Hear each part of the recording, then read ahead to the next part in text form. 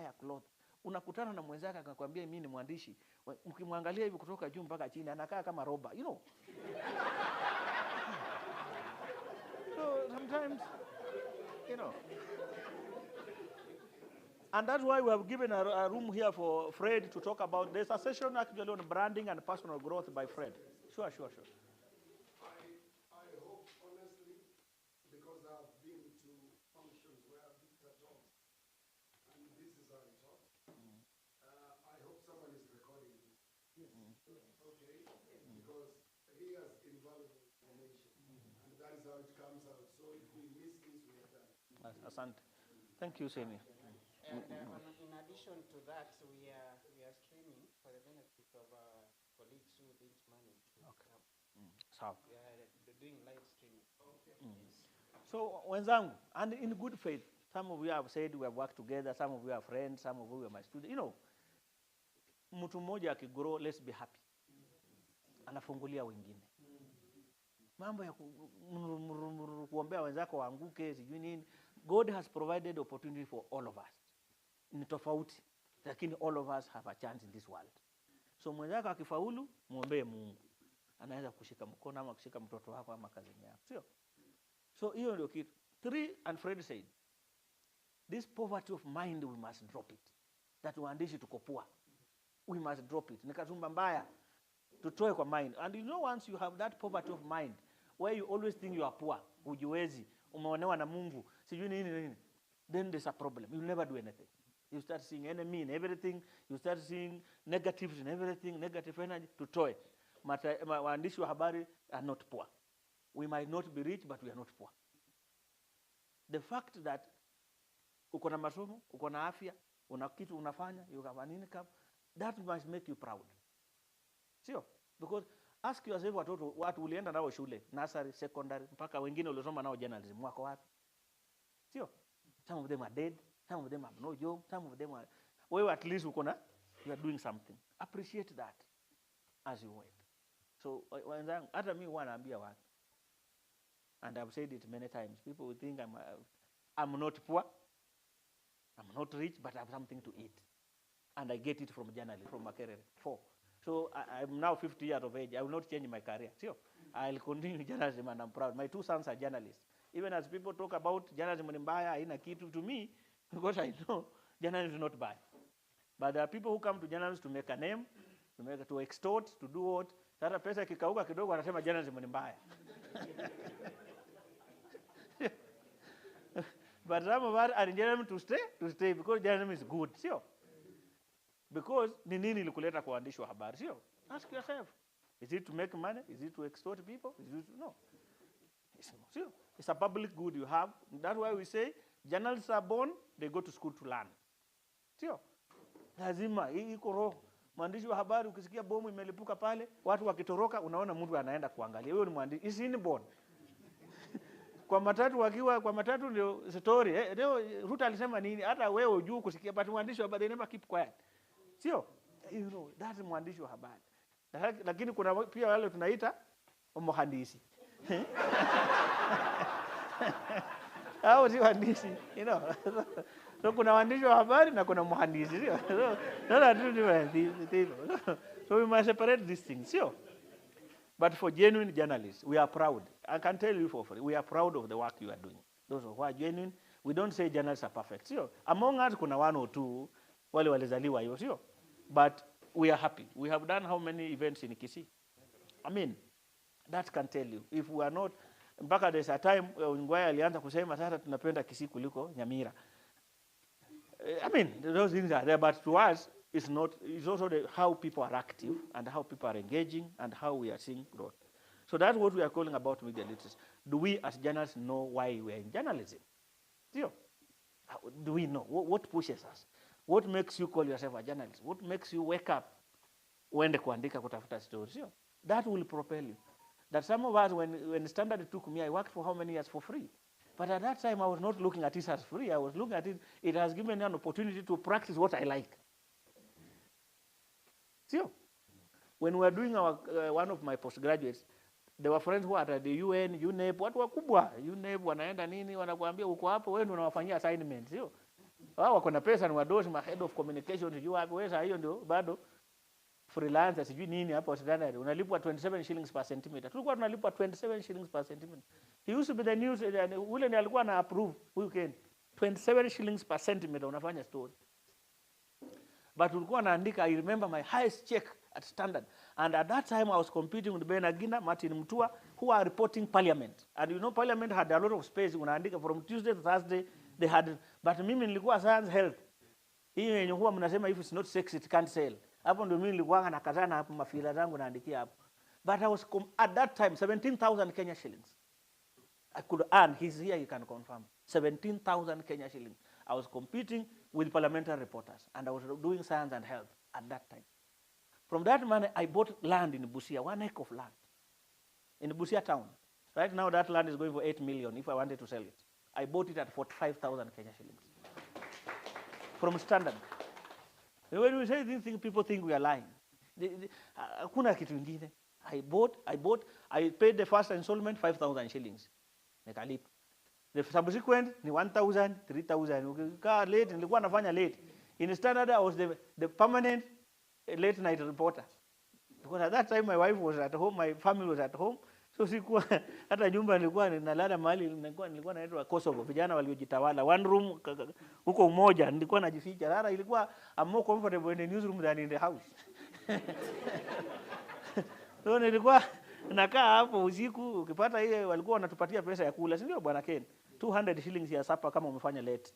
So hiyo ndio nilikuwa natafuta. Ikifika 1,000 natumia ule mama aliniuzia shamba. Mpaka nikamaliza 45,000. I have that land in my title deed. I've refused to sell it because it's in Busia town, central. Watu wameitaka na nini, but because it has some sentimental attachment, nimekataa na iangalia nasema hii nilipata from a paycheck of 17,000. So some of these things, when people talk about them, people think people are lying. But they are possible. It's you. And I told Atambo, by the time I was teaching, Atambo, I was working at Nation. I can tell you in Nation. In Nation, when I joined Nation as a crime undercover journalist, I was not paid permanently. But what I did, I said, the opportunities here. I'm alone in Nairobi. I can work. Nilikuwa naandika paka kila mtu anauliza, huyu jamaa naye hii gazeti ni yake yote. Because on the publication we are doing, was called, that Monday thing was called what? Outlook. It was an investigative piece that used to come out every Monday. So if you have the page 1 story on the Outlook, we used to be paid 12,000 shillings, 1 article. If you write the inside story, now the investigative one, 3 pages, you would be paid up to 30,000. Then there used to be a health page inside. It was called Living Better Living.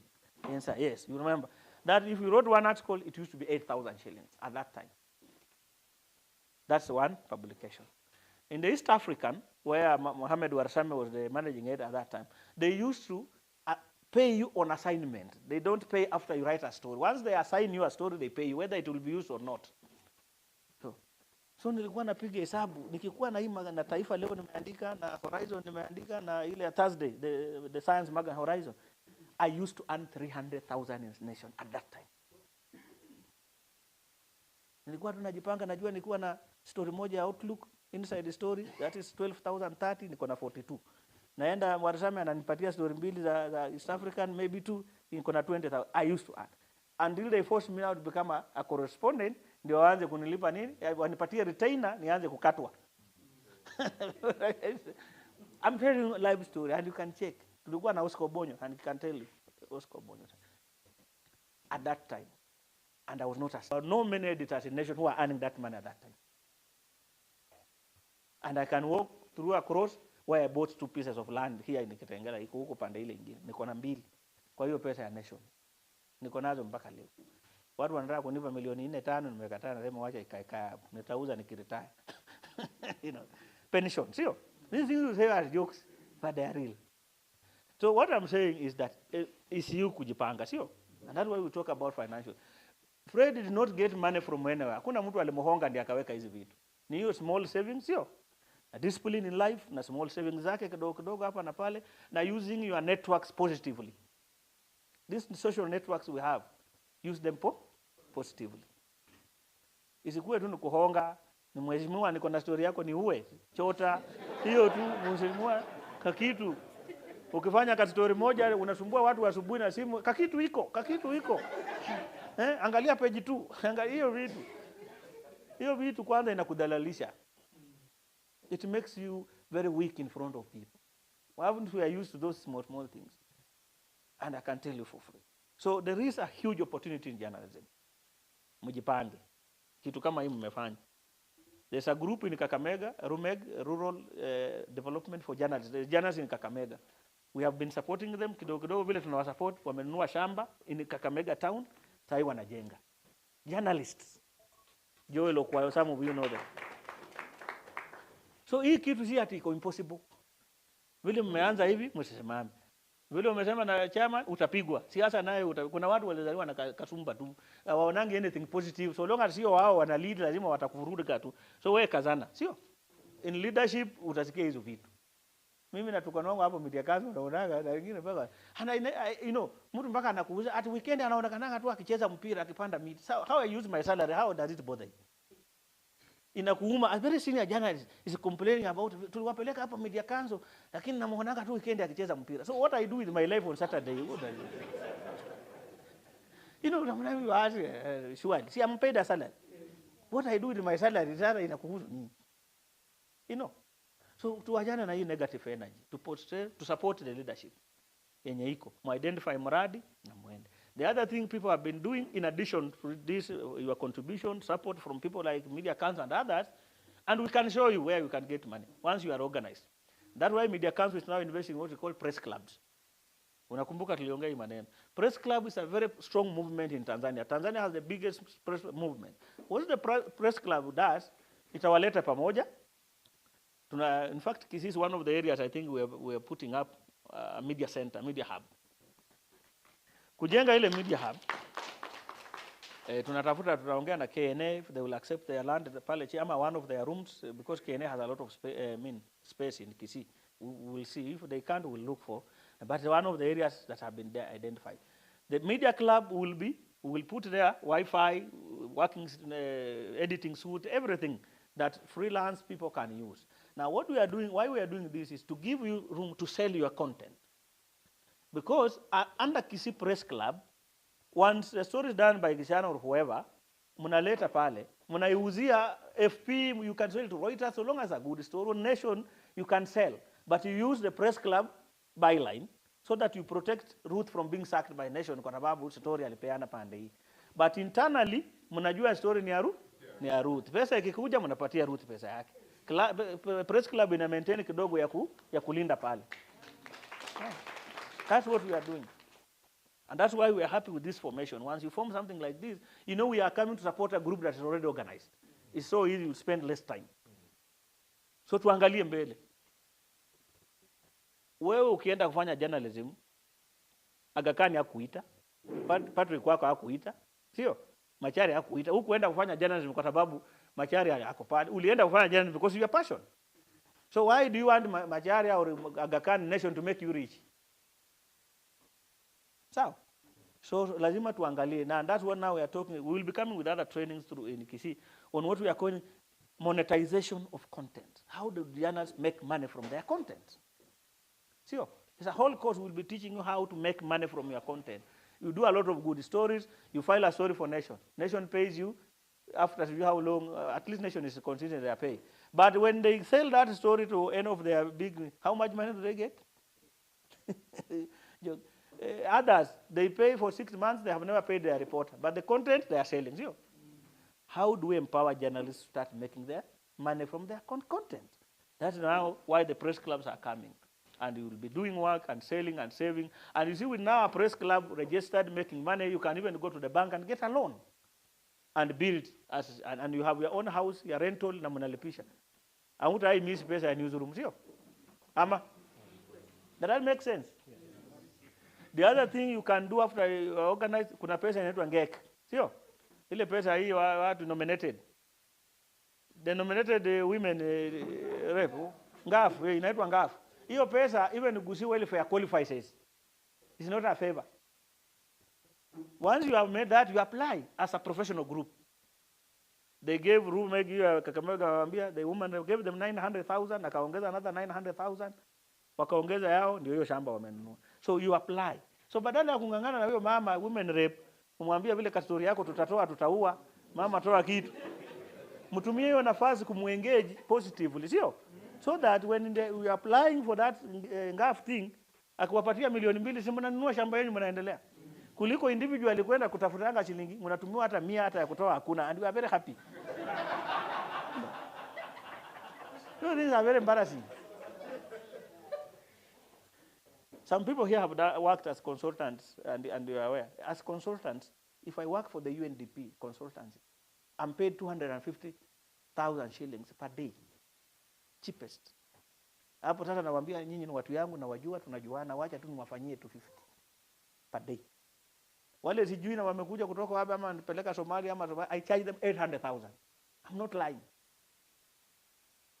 Now wewe unaspend time yako, umeamka saa 12 asubuhi kama mwandishi. Umezunguka Kisitauni yote na bodaboda, umeenda huku umetafuta mastori, ni saa 8 umerudi, umengangana, saa 11 umefile ka story ka meanwhile. Sio? Kafila. Kesho kakionekana kwa Nation Standard, the first thing unakupigia source. Mheshimiwa kakitu iko page 2. Umefanya. Hiyo kitu ukipiga simu tayari unatembea ukienda kwa M-Pesa. Kwa sababu what days it was. Kuambia mheshimiwa story iko page 2, what do you expect? So unatakanga aseme kitu sawa.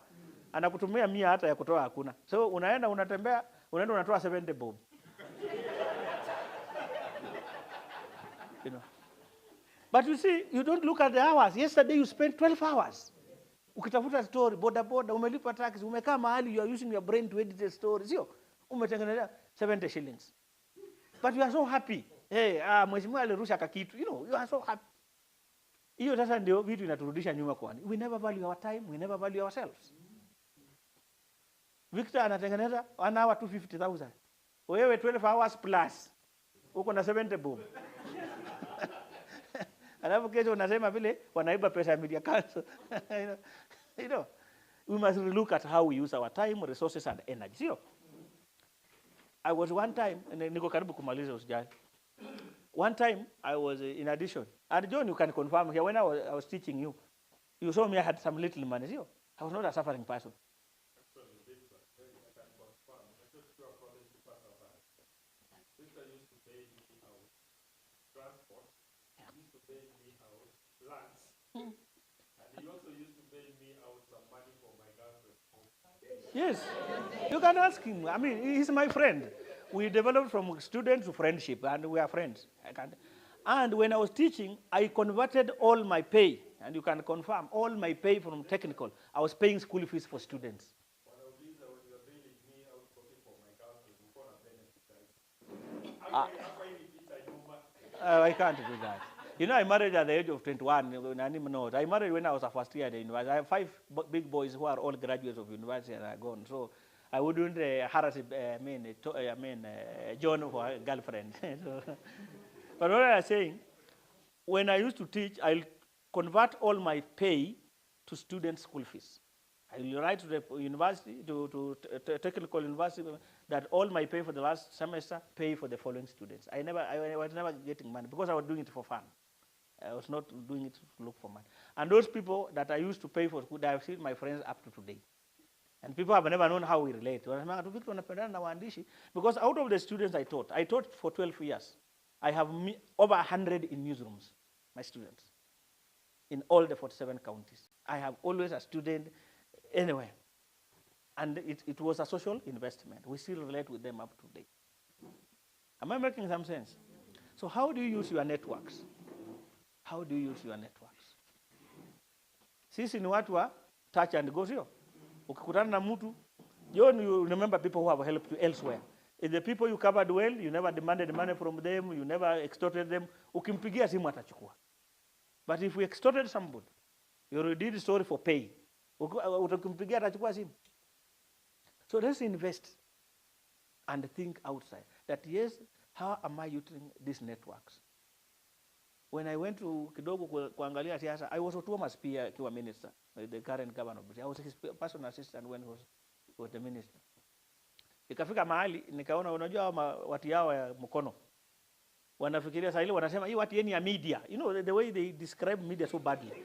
Hii watu yeni ya media. Ndio wanasema media, hata si media. Hii watu yeni ya media. You know, hii watu yeni ya media wanapiga simu wanataka nini? And you know wanadharau waandishi sana. I can tell you because I worked there. Mtu anampigia simu badala achukue simu maybe in stories following up with. Na kwambia sasa Victor, watu yako wa Nation wanapiga wanataka nini? Watafutie 200. You know, he doesn't even listen. Mtu anamtafutia nini? Ukipiga simu ni mpesa mnataka. Tulifika mahali nikamwambia governor, with due respect, and we are related, with due respect, with my education, siwezi kukaa hapa nikiona watu ambao ni mabodyguards, ma security, ma brokers ndio wanaita waandishi majina kama hayo na nikaendelea. And I told him I'll help you from away, I can't work in this environment because mimi ni mwandishi wa habari. By that time I had 3 degrees. Naona mtu mwenye anaita mwandishi media what useless ni mtu hata hakuenda shule, you know. And I just said this environment, and I told him with due respect, I can't allow waandishi wadhalalishwe mbele yangu, sio? Because that's my profession. So I refused and I left. I told him I'll be helping you from outside, but I can't work in this field. It never costed me anything. Up to today, Kabando, Kiraitu Muru, those are people I worked with for different, I call today, they pick in good faith. And when we call, I am not asking them for 200. And that does not mean ukiwa na genuine problem, you don't seek for help. Sio? Ukiwa na genuine problem, you can ask and you help. Hakuna shida, ukipigia governor na uko na shida, mtoeni mgonjwa akahosia ama something genuine, there's nothing wrong. Genuine thing. But these petty things, Hassan Omari alikuwa ananiambia Mombasa kwingine the current MP wa Yala. Hata hao watu yako hata asubuhi mtu anakupigia vile hana mkate asubuhi, vile chai hana sukari. You can imagine. Hao watu yenyu simuwafundishe kidogo. Mtu anaamka asubuhi kupigia simu hata hana mkate. You know. What tunayajaibisha. And Fred will talk about personal branding and career growth in one of the sessions. But I just wanted to bring that we must move away from this. How many of us have accounts? Unataka hata kulipa mtu pesa yake, hata hana account hana. M-Pesa is always fuliza. You know, we are just living in debt. Na saa nyingine madeni yenye tunapata ni ya kujitakia. We did a study actually, informally.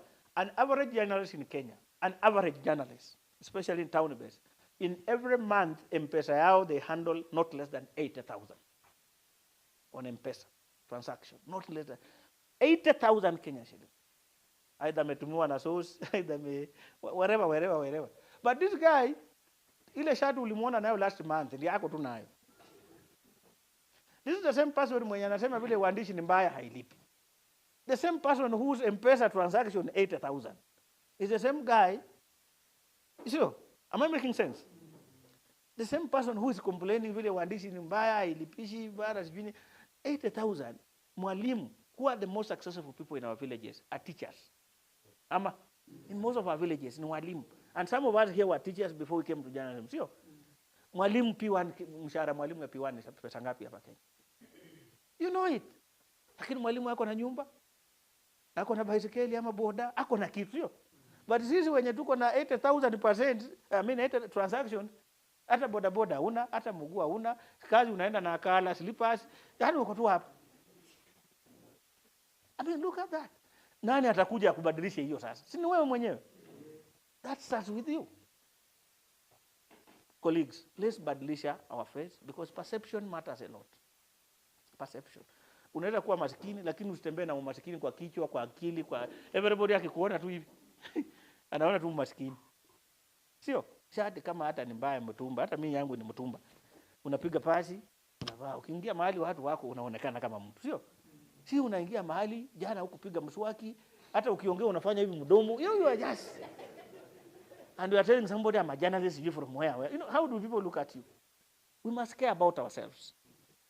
Because some of us have tumejiachilia tu, yani tuko tu hapo. And that relates to even the preparation of work. Kesho mko na press conference ya Gusii, you have never read anything about Gusii super hey, you have never. Sasa umeenda interview mwenyewe hata sosi anakuangalia anasema huyu jamaa apewe 200 aende, is becoming an embarrassment here. Ama ni wrong. Unaona kama mnaengage na mtu anaambia bodyguard, no, the bodyguard who can demand, not the PA. Wacha niwafundishe kwanza. Bodyguard wanabebanga pesa, si PA, sio? When the governor wants money, unaona akiita one of the bodyguards, sio? Wewe jiulize kwa nini kwa women group waandishi waheshimiwa wakienda kwa women group, sio? Ama bodaboda wako na change, sio? Kama ni 100 wanawapatia, sio? Ask yourself, why is it on journalists waandishi endeni wakimaliza press conference, governors, MPs and what, huwa kwa nini wanawapatia odd money? Kama mkoa 9 anawapatia 1000 bob, one note. Na kwa women groups, kwa youth groups alikuwa na 50 aligawa. Kwa nini kwa waandishi huwa tu one note? Ama ni urongo? Just check. Kwa waandishi they will always give you odd money. One is psychology, sio? Lazima mtafute change ndio mgawane. No. So they give you odd money ndio mtafute change, mnapigana mkienda. They are very clever, and you know some of them, their peers were among our friends, sio? Wanajua jana walipopatia Ongwae pesa akupatia wenzake. So leo akimpatia wenzake wamemshikilia hiyo hawezi kumwacha. So these guys will concentrate on following Ongwae wapatie change, hawatauliza any question. They do it deliberate. Si ati hawajui. So journalists will always be given odd money. Am I right? It's deliberate. It's psychological. Give them 1,000, they are 9 or they are 13. Give them 1,000, they must look for change. And the people know journalists never trust each other, themselves. So hakuna mwenye ataenda nayo. Watamfuata yote waende. So my colleagues, I want to end by saying we must start thinking creatively about how to make. Hii media houses tunafanyia, none of us is a media owner here. Sio? Media owners. Na wanalipa, sio? Okay. Many of us, thank you for the media owners around. Many of us are employees. These platforms are not there forever. Kesho utafutwa, kesho for whatever reason, kesho utatoka. You know, some of these things. But the name, the networks, and the little resources you have done, ndio zitakupeleka next level. Sio? Mambo ya kutisha kujinyonga, kwa sababu umefutwa kazi Nation Standard unatisha kujinyonga. Sio? We will encourage you to go and jinyonga, because if we have been Nation Standard star for miaka 5, 10, na hata kutoka wakisema wamekufuta una mahali ya kwenda, then how do we help you? Maisha yako ni wewe. But if you reach out, you will be helped. Sio? Helping hapana ya 200, hapana ya 200 ya kuhonga. Ken here comes, he does a lot of media council work. It's not me, but tell him. It's not a lot of money, but something that take you. But that's a consultancy. So build your networks. CDF, I used to work CDF. Siku ingine governor nataka siku hiyo Otuoma akiwa MP wa Samia Fonyula constituency. Mimi namwambia mheshimiwa, badala ya kulipa 200, wewe nipe magazine ya constituency mimi nitengeneze. That's professional work. You will pay me as a professional work. Haitakuwa tunakupatianga pesa. So that magazine they used to give me 300,000. The constituency after every 3 months, hiyo constituency magazine. Nakuja hapa natengeneza naenda huko Kirinyaga Road huko na printia huko na save. So I will get about 120 or 100. Si niko na 200 yangu. Clean. Na ni kazi nilifanya kazi. Niko na LPO alinipatia. Si ati nilikupatia ya bure. And many of you are friends to those people, sio? NGOs, MPs, you can do for them professional work and you are paid. Instead of going to beg, instead of kurushiwa pesa, I ask my colleague police who are in police, and I have a brother in police. Ikiheshima hata kama ni hongo. Kwa nini mtu afinye pesa akurushie kwa barabara uanze kuangalia hivi ukose ukigia? That humiliation, is it enough for 50 bob? Much as is there. Sio? There's a dignified manner ya mtu akikupatia. Sio? Are we making sense? Ingine tukue na umoja. Let's support each journalist. Mwendeza kuwa na issue, tumsaidie. Sio? Mambo ya WhatsApp every day na waandishi wa habari zinachokesha. Unaamuka every single day 3 WhatsApp, wa wedding, wa matanga, na sijua mwenye alilala njaa. Every day, people cannot sustain that. But if you do such thing you are doing and invest, you will earn your money. You go to countries like Finland, waandishi walikuja pamoja, wakaweka pesa yao, wakajenga nyumba, unapata wako na story, nyumba kubwa. So chini ni ofisi yao, that's why they do that. But juu wamerentisha nyumba wanapata. So you never get them poor. That's why they can afford a strike. Sio, umeona juzi wengine wanafanya strike. Sisi unakiangalia strike, unaangalia 27 shillings percent ndio hataingia. Unaangalia utakutana na source na ndio na kufeed kila siku. You think so many things, utasema strike ikae, hiyo vitu ya strike ikae. And that was the chairman of KJ. Try calling a strike, you'll never get any support. People are so addicted kuhii maisha ya hand to mouth. Sio? So wenzetu, kuna opportunity kubwa. We will continue working with you and your leadership. The only thing, like member said, also accountability is very important. That even as we give you some little resources and you get elsewhere, muitumie vizuri. Your bigger responsibility is to your members. Yo. The biggest responsibility for the leadership is to your members. Once you lose trust, once you lose maana kwa your members, you have lost it. Yo. Members wako ndio umuhimu. The strength of this association will go in, and so far as the members still like it, still believe in it, still support it. Once you lose that, tumepoteza, sio? Na hiyo leadership na trust itakuja kwamba kama unawapatia good service. So we give you some little money, 100,000, 200, it might be little money. But how have you utilized it? Tuna wengine hapa Nairobi ya political association, not political associations, ziko mingi, 82 of them. Wengine ukiwapatia pesa ni per diem for the leadership, wanakunyia pesa, wanakula yote, members hata hawajui wanapataka pesa. And the people around us who make noise how they are not supported. Please, your members, as Media Council, me as Victor personally, I will support where I can. I can do a proposal for you. I can lead you to a place where you can get a little money yourselves. I may not be involved, so that you grow. We are willing to help you. We are willing to work with you. So that, sio, mimi niko na marafiki Kisii wengi sana. And mnajua, most of you know here. Sitaki nikija Kisii mnanihepa. Hata kununua chai ya mwezi, umasikini na umaliza. Nataka nikija Kisii, nikisema nakuja bwana, kila mtu anasema tukule wapi nyama, sio? That's the beauty. Kila mtu ako willing, hata kama ni 100, sio? Unaona hata kama, and most of us come from African homes. Uadui na huwa inakuja kwa boma ambayo iko na mtu mmoja ndiye amesakizidi anafanya kazi na wengine hawana kazi. Sio? Unaanza hata kuita ndugu yako ni mchawi, ni mrogi. Kwa sababu simply because he's doing well, you are not doing it. But when we are doing something, kila mtu akona yake kidogo kidogo. Inaweza kuwa it's not the same. Unaona hiyo family iko na undugu, sio? Hapa ni urongo. So if we can find a way of making sure people work and earn from their professional whatever. Nikija Kisii nikisema simu tukutana wapi? Hiyo we will come. Hata kama kuwa na 50 bobo tanwande. Lakini umasikini kisha kujaana kuniambia uko Kisumu na nimekuona Kisii hapo town, unaniambia nimekimbia Kisumu. You know, you lose more friends. Because once you lie to me and I'm seeing, you know, unaniambia uko Kisumu, trust imeisha. Na ulikuwa unanihepa si ati kwa ubaya. Ni vile uko broke unasema sasa Victor amekuja na hata siwezi afford ndizi, nitafanya namna gani? So but tukifanya kitu kama hii na association iendelee mzuri, nimewaambia the Kisiwa ile ya nini? Ile ya Kilifi, I think they are starting a radio station. I'm telling you these things are happening.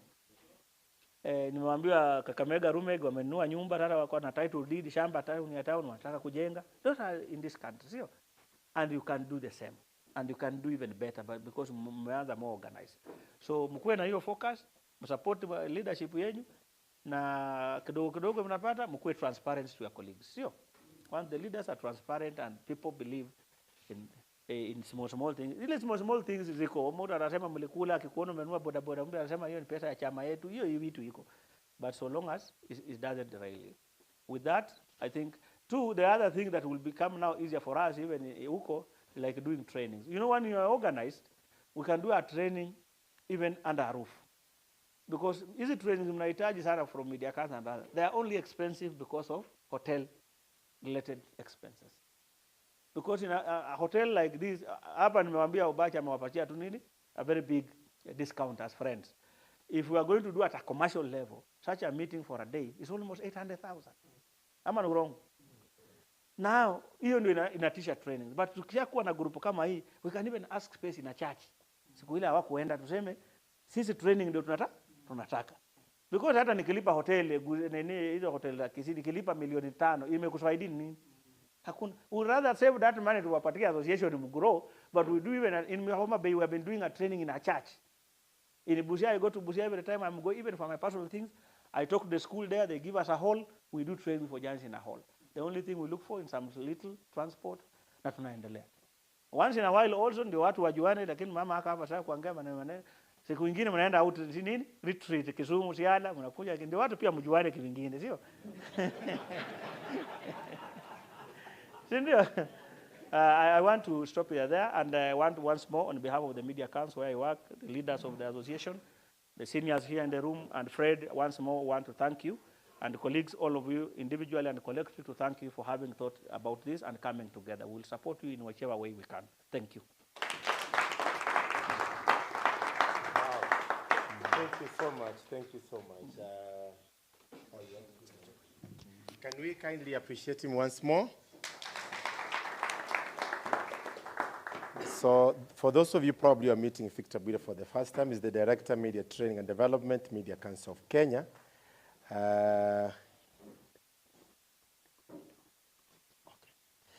Great. We really appreciate. Si ameongea maneno yenye inatufaa. So we really appreciate, and I think I'll give, even in case you have a question, you want to respond, you can write, and then at one point we need to have a session whereby we can be able to react. If we pick 1 or 2, 3 reactions, either it can be a question, it can be a comment. Next, we're going to have Dean Ondari, but who is our timekeeper, by the way? Before dinner comes, we need now to see, we have a number of presentations. Alois, where are you? Our timekeeper. Saa zile atakuja tu hivi. We are going to deduct a few minutes probably. Dina, do you think you can be able to talk to us in 20 minutes instead of 30 kindly? Thank you so much. So we're going to do that. But I think, Bwana Victor, before you leave, the chairman wants to respond. Okay. Na unajua chairman yeye atakufikia hiyo maneno yote umeongea, so it's good he responds while you're here. Itakuwa vizuri. Thank you. Thank you, Victor. This is a very good presentation, and we are getting converted. We are moving towards the right direction. I want to respond and say that we are trying to build trust. If Ruth, who is our treasurer, I doubt if this microphone is working. Ruth, can you display our phone? Look at the phone Ruth is holding. That phone was bought by members of this group. It's dedicated to group activities. So accountability is done on that phone. We also have a bank account, and in that bank account, we've deposited something, and I want to report and confirm that Ted, who is based in Kisumu, Ted works for MCK and is based in Kisumu. He has confirmed to me this morning, just as we are here, that he deposited a check of 100,000 to our bank account. So tunashukuru sana, and we want to say that as time goes by, I was entertaining some idea, myself and Ken and Evans. We have an idea, and we need your support in terms of doing a proposal. But before that, we'll share it with our fellow members in the afternoon. So asante sana. So I'm done. Okay. Thank you so much. We really appreciate it. Now we want to invite Madam Dina. Dina, she's the Manager, Press Freedom, Safety and Advocacy under Media Council of Kenya. And she's going to talk to us about digital safety in a digitized media. I think that is what she's going to talk about. Even in case you have any question, kindly write them down, and then we'll be able to probably respond to them later. Thank you so much. I understand we're getting more people coming in. Probably at another level, we'll be able to give them also a chance to introduce themselves. Can we kindly appreciate Dina? She comes over. Makofi kwake. Asante sana, Bwana MC. I'm hoping that this projector will work, because the only reason I want to use a projector is we are talking about digital safety. It's good when you see them, rather than me just explaining and leaving it to your imagination.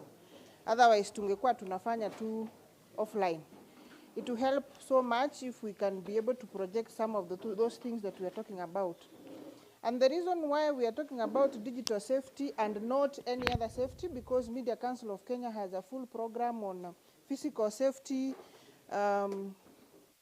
psychological safety, and now there's digital safety, is because today we are focusing on issues of self-development, the skills that we need as media practitioners, media personalities, and journalists, so that we are able to do content development and generate revenue from what we are doing.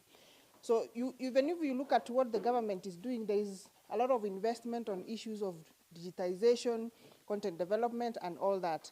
And Victor has already touched on the issue of you can be a journalist in whatever space you are. The physical space, you are employed in a newsroom, you have your own media house, or you are just generating content using your mobile phone.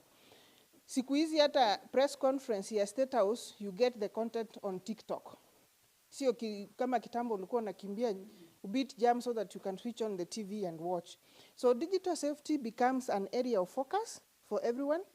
Even if you are not a practicing journalist, you need digital safety, because hata hiyo simu yako unatumia, you need to be safe in that space where you are, whether you are on TikTok, YouTube, Facebook, Twitter, which is these days called X, and all that. So there is much, much more to safety than just digital, but it becomes relevant for us to talk about digital safety because it's a skill that you can use to protect yourself while you are online, when you are developing content, issues of copyright, protecting your content from being plagiarized, and all that.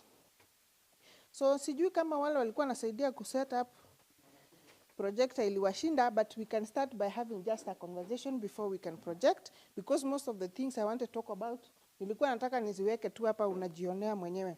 So why is online safety important? I've already talked about that. You require awareness of security risks to the private information that you have on your gadgets. And it helps you ensure that there are many threats. Juzi muliona the whole government was hacked. I don't need to emphasize on why you need to be safe, because if they can hack a whole government, not really hack but sabotage, because if it was hacked, then we will not be able to recover the content that was. So you can see how digital threats are becoming very common. So you can be hacked as an organization. For those of you who run organizations, you can be hacked as a person. You have seen many saying ati WhatsApp yangu imehakiwa or Facebook yangu imehakiwa, don't send any money. Though sometimes zinakuanga shida za kujiletea. You may click ile site, si unajua? Ile. Kuna kitu imetuma maybe for example as received, na wewe una click to, and that's how you find yourself in trouble. So there is also a digital identity. Wewe kama a professional, you have a digital identity that you want to protect. For example, if you go to my online account, especially on X or Twitter, you will find that I want to be identified with certain content. Gichana wants to be known that kwa Nyanza yote ama Kisumu yote, the content anaweka hapo is authentic. People can go there to verify what they think they have seen elsewhere. Wanasema, umeona what Angwenyi has posted, or even the Itumbis of this world, anybody. They will want, there's a digital identity that you have that you want to protect. So therefore, when you have protection online, you are able to create integrity about the information that you put online, and your consumers are able to trust it. Also protecting your tools of work and information, because as an organization, as an individual, as a brand, you need to protect your digital assets. Now, how do digital threats manifest? There is something that watu wa ICT wanaita phishing. It's not phishing ile ya kutafuta samaki.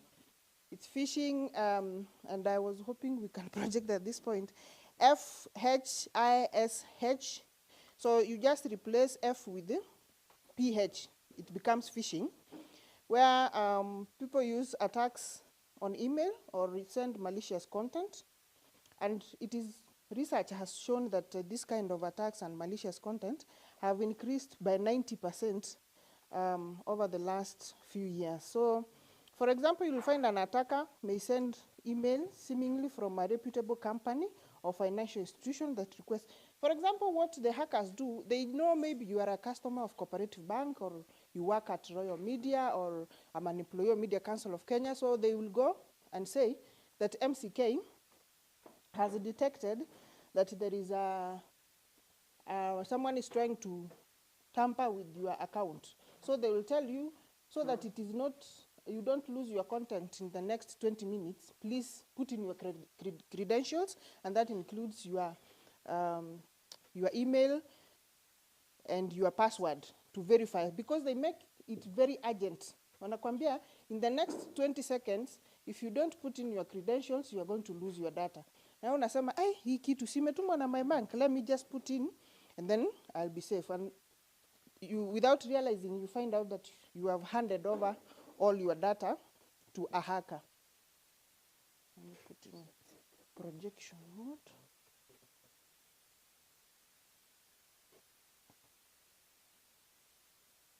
I'm sure most of you have come across such things. Let's just give the machine time to wake up.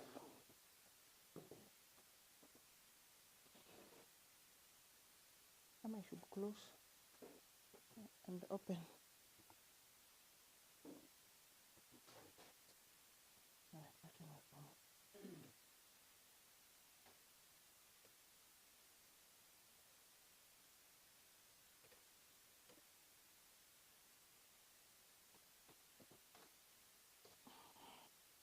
Okay, it's taking time, but that doesn't stop us from continuing. So I will project some of the examples of phishing on Facebook, on email, and on whichever platforms we are in.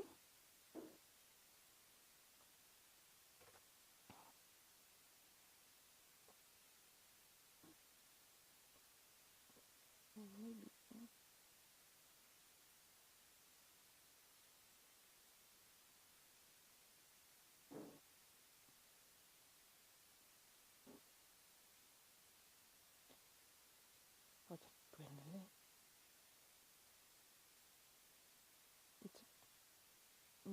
It looks like the cables, either they are not compatible. So this is also another challenge of the technology. You might find that maybe my computer is not compatible with the cable that we are using. So let's try as best as possible to continue offline.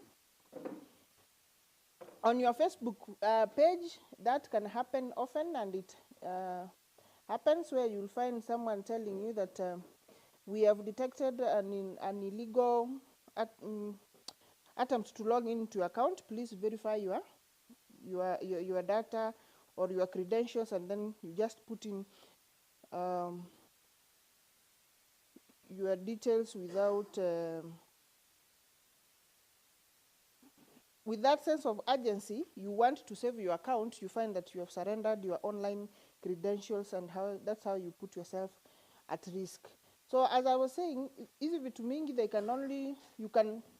there is an opportunity to see them for yourself, so that you can identify them when you see them on your devices, whether it's a computer, laptop, or mobile phone. So you'll find that the characteristics of these threats will include a sense of urgency. Wanakwambia in the next 30 minutes or 20 seconds or 15 seconds, if you don't put in your credentials, you're going to lose your content. They will have suspicious attachments, so don't just click on anything that you come across. And also you'll realize that these are things that you didn't initiate yourself. You didn't request for any help. So they are just being sent to you. So ask yourself, I didn't request for this kind of content. Why am I seeing it on my screen?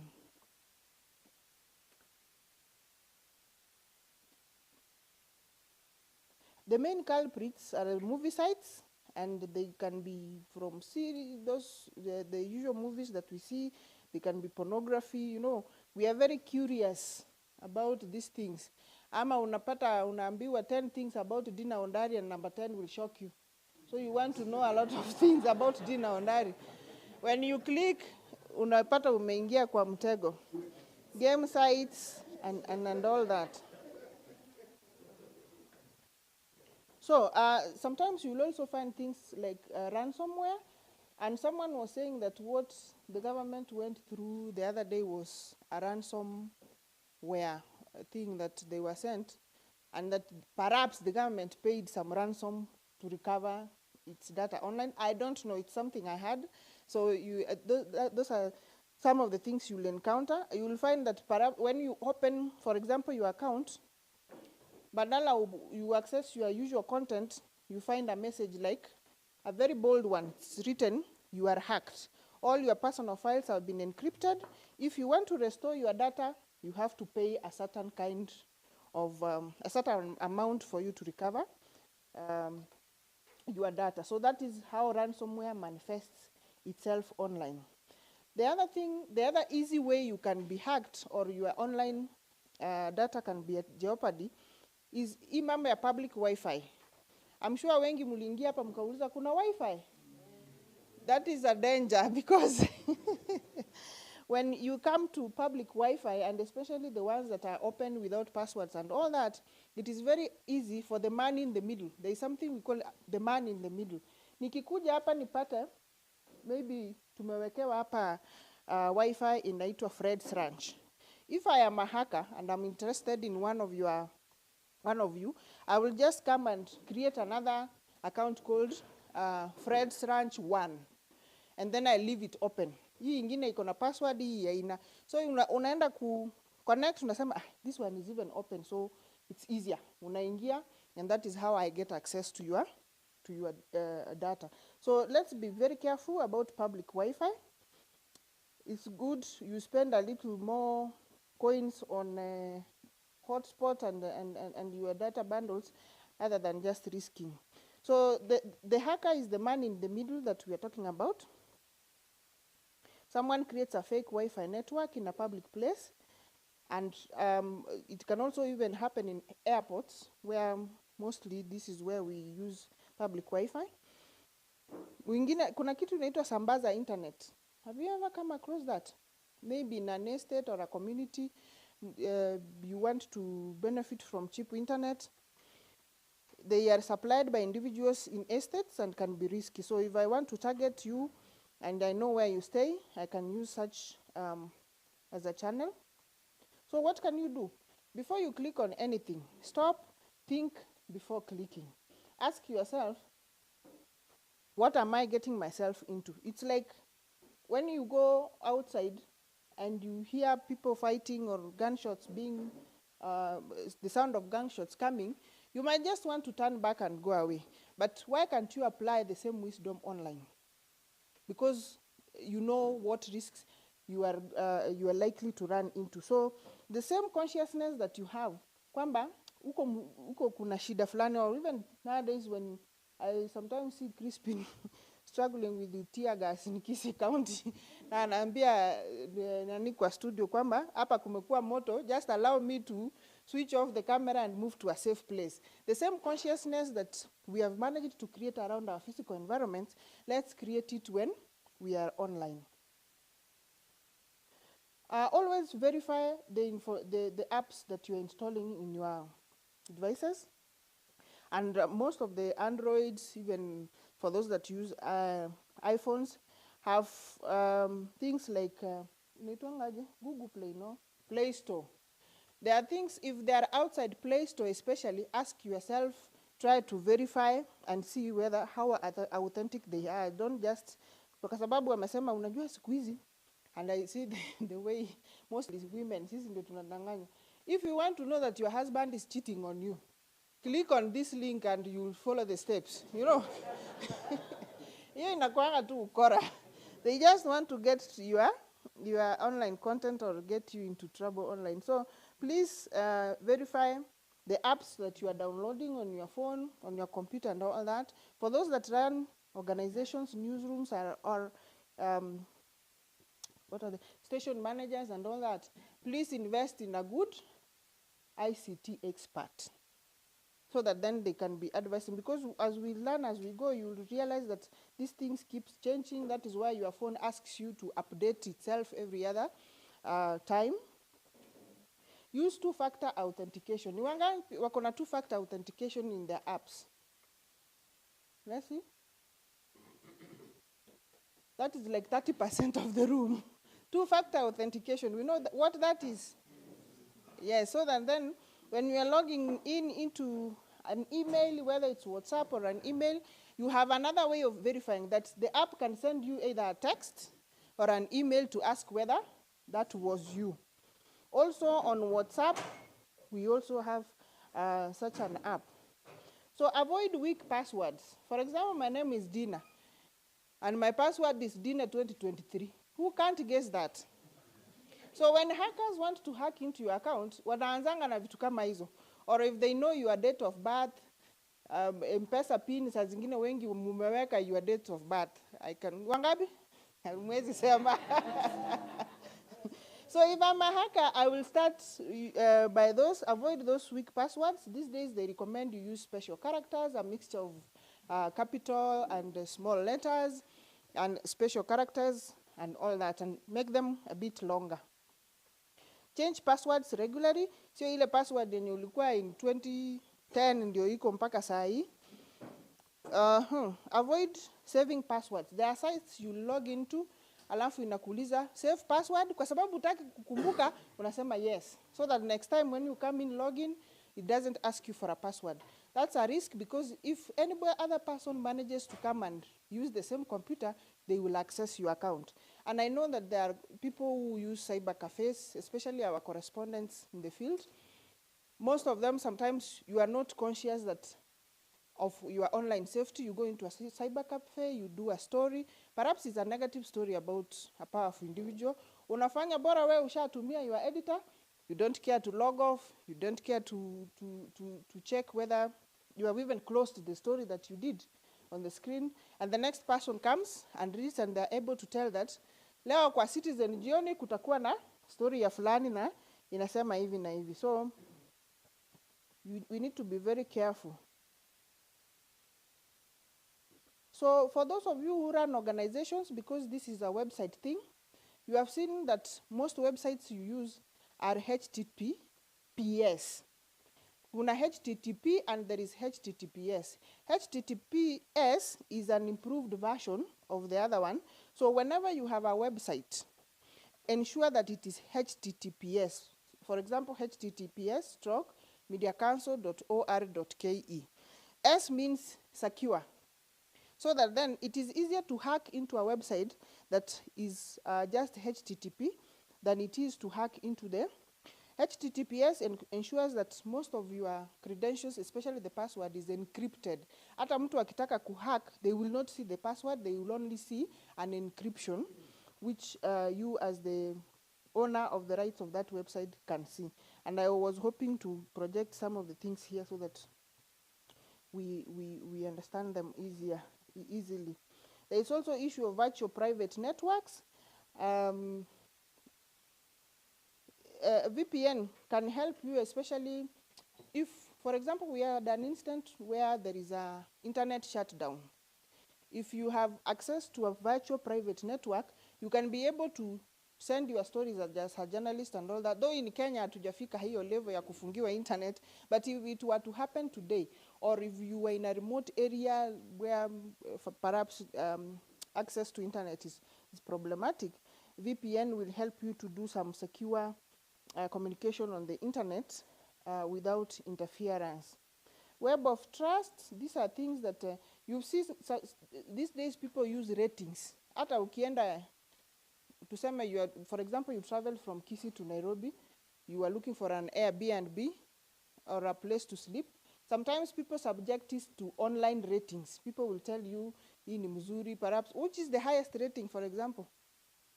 They can say, out of 10, for example, when it's given a rating of 9 out of 10, you can know that at least this thing is good.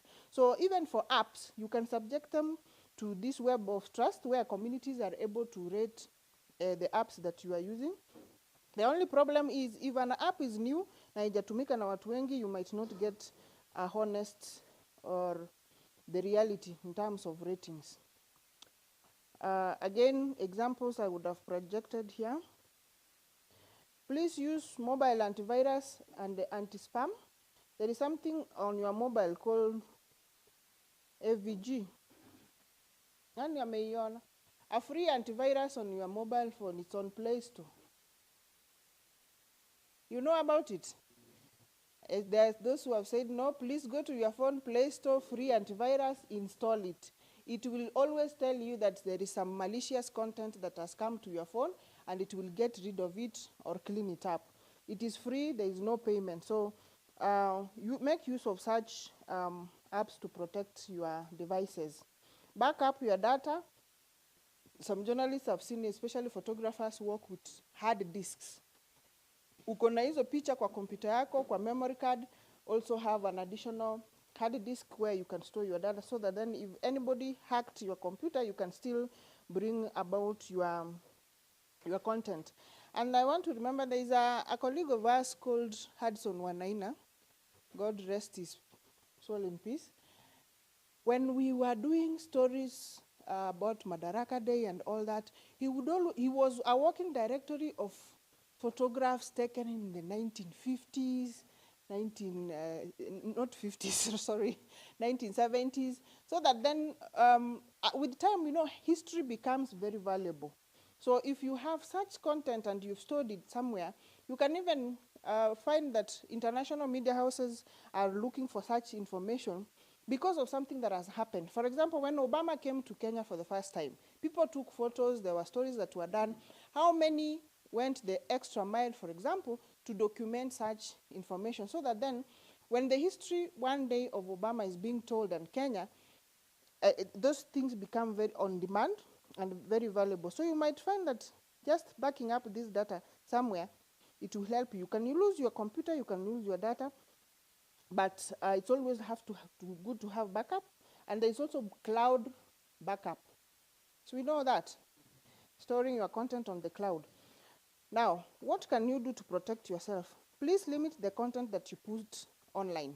For example, umetoka Kisii, umekuja na EnaCoach, you have documented your journey from Kisii to the room where you slept last night on Facebook. Hata leo ukifika hapo umesema, Fred's Ranch, here I come.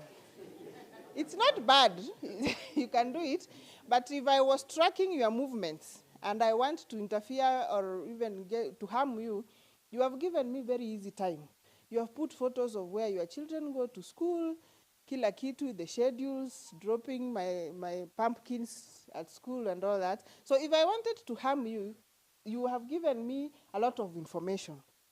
Monitor online presence. Sometimes I go to Google, just type in my name and see what my enemies are talking about. How many Google their names from time to time? Kuangalia tu what your haters are saying. You might say that kuna mtu anachanga pesa juu ya matanga yako na ujui. So engage constructively. You've seen these days online campaigns and bloggers have become very powerful people. So when an online content is, there are those digital footprints that you leave that people can follow and see. They can even be used to judge your character. So avoid getting drawn into personal attacks or inflammatory changes, especially as professionals who generate content around which we want to create a lot of trust and credibility.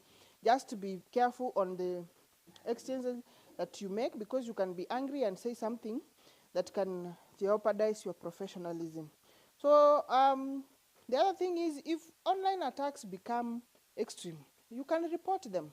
If you feel that you're in danger, there are always lines that you can report to. And again, I hope I can share this thing so that you can report if you come under threat. Go to the police, document that evidence if you feel that you are under threat online.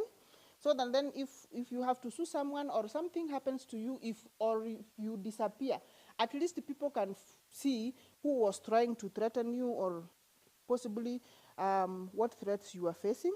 Seek support. Reach out to your organization, colleagues, and supportive communities. And the research has shown that online violence is even worse than physical violence in terms of your psychological health. Hata afadhali mtu achukue mawe akupige. Online trolling has sent people into death by suicide because of the psychological impact it has. So psychological health, as I said, cuts across.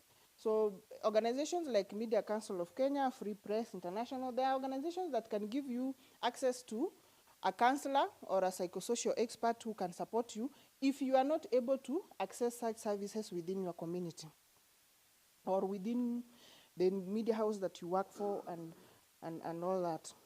Consult legal professionals if you think you can afford it. You can go to court, because that cyberbullying and harassment, if it crosses legal boundaries, you can go to court. You even remember there's a case this week or last week. How many know Brian Chira and Aziad? They are in court over some defamation issues, though there is a debate whether defamation is a civil or criminal offense and all that. Take breaks.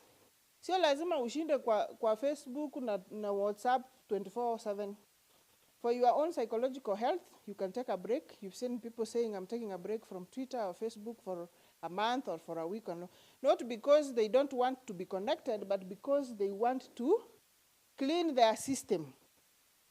Because sometimes you can be stressed because of the content that you get online. Victor talked about collaborative strategies, those media hubs where you are able to protect your identity, but able to generate content that you can sell. There are people who have done it elsewhere. For example, you can remember the Panama Papers. When they did the story, there were no bylines on those stories. For example, if someone wants to hurt you because you did a story, if you did it under the Gusii welfare, group, whichever group, it is difficult for me who wants to hurt you to identify Ruth Mbula to hurt her because of a story. That is because the story belongs to an organization. So it is hard for someone who is malicious or wants to hurt you to hurt a whole group like this. But it is very easy if I do a story by myself and Dinda Ondari and someone wants to hurt me. So those collaborative strategies are very important, and especially when they are technologically assisted, nobody is able to track and say, hii story ilifanywa na fulani fulani. But internally, you know how to coordinate, how you allocate benefits for such stories. Yeah, I think that is by and large what I needed to put across. And as I finish, regular software updates on your computer. Ukiona simu yako ikikwambia kuna update, don't ignore. Update the software because it is trying to protect you. Secure file storage and sharing, we have talked about that. Digital threat assessments for those of you who run organizations, whether small or big, from time to time get an ICT expert akwambie whether you are vulnerable to threats and which threats you can face and how you can solve them. And also security training and education. What we are doing today is sharing knowledge on how we can remain secure and protected online. Asante sana. Thank you. Thank you so much, Dina. I know we have questions. In fact, I'm a victim right now. As we are talking, my page is gone. Allah. And funny enough, this thing is very interesting the way they come. Like in my case, came in a very interesting way. I was doing authentic, how do you call it? When you want a blue tick on Facebook. I did the emails and everything, and then I get a response that we want yes to finish up the process with you, but there's some violations we are seeing on your page. And then I didn't want just to respond to that, but I asked my digital guy, is this okay? And then he said, give me some time, and then I check on it. And then I kept on getting emails. And then they're coming from Meta. So I'm looking at the email, it's Meta. At one point, I felt like this digital guy of mine is not really doing his work very well. He said, let me respond to the email. That was the last week. Once you see Somalia or whatever. That is how I lost my page. So it was at night, and then my guy calls me, tells me, can you remove me as one of your admins? It's like already alikuwa amekuwa act from the other side, so he was telling me to move because they will be coming to you. So when I felt like he's not to respond to this email, then I decided to respond to the email. And then they told me, for us to secure your account, because they said, follow this process, and then there was a link.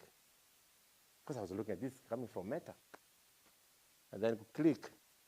That was the end. Now they're sending a lot of nudes. But wanachina sasa hiyo kwanza kuna mwingine ameniambia ambia Safaricom istopishe kitu, mtu anafikiria ni Safaricom iko na nguvu ya hiyo kitu. But the good thing is I've been doing a lot of emails to Facebook, a lot of emails, and they are working. Questions on the same topic? Do we have a burning one? One? Yes. And go. There are things that pop up on my phone and they say, you know, like download. It's kind of an app coming on, and it does not give me an option to exit. So I'm stuck. And because I don't understand these things, I just end up switching off the phone. Then I switch it on again. So that is the only way, because it commands me to say okay. And I don't like saying okay to things I don't understand. So I end up not being able to use the phone unless I switch it off and switch it on again. How do you help me to understand what to do when something pops up and doesn't give me the option of exiting? I don't know whether it is only my phone.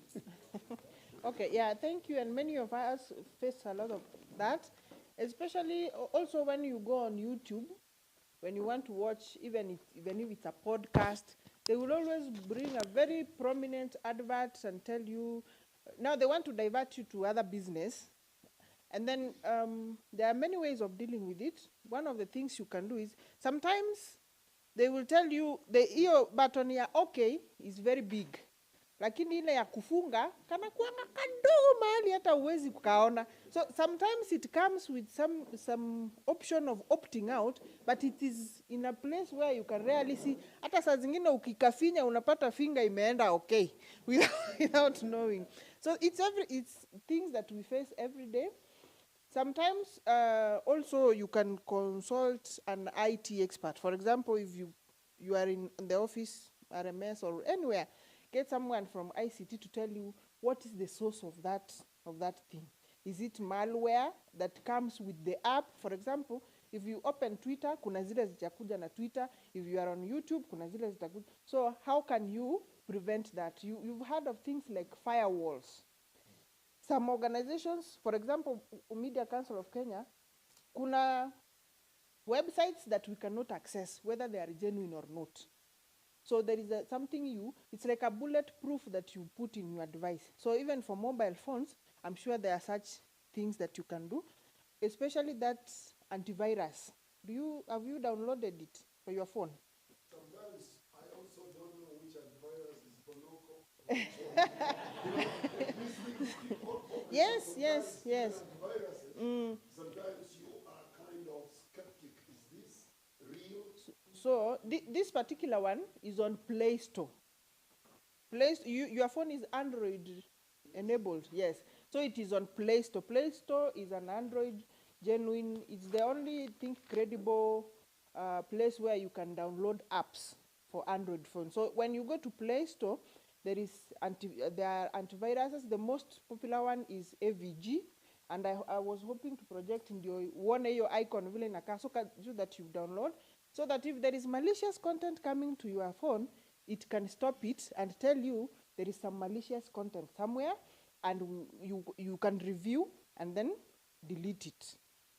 So there are many things you can do. If you can't do it by yourself, consult an ICT person who can advise you on how to go about it. Thank you. The other questions, kindly, we're having a session. Just have your questions, we're having a session. Shortly. Only 10 minutes. Let me invite, and then we'll be able to answer them. Kindly. I know there is Kwambo Foyara, I can see Kinanyiruka. Allow me 10 minutes only, kindly. This time we want to invite Mtoita Mtwiri. Is that okay?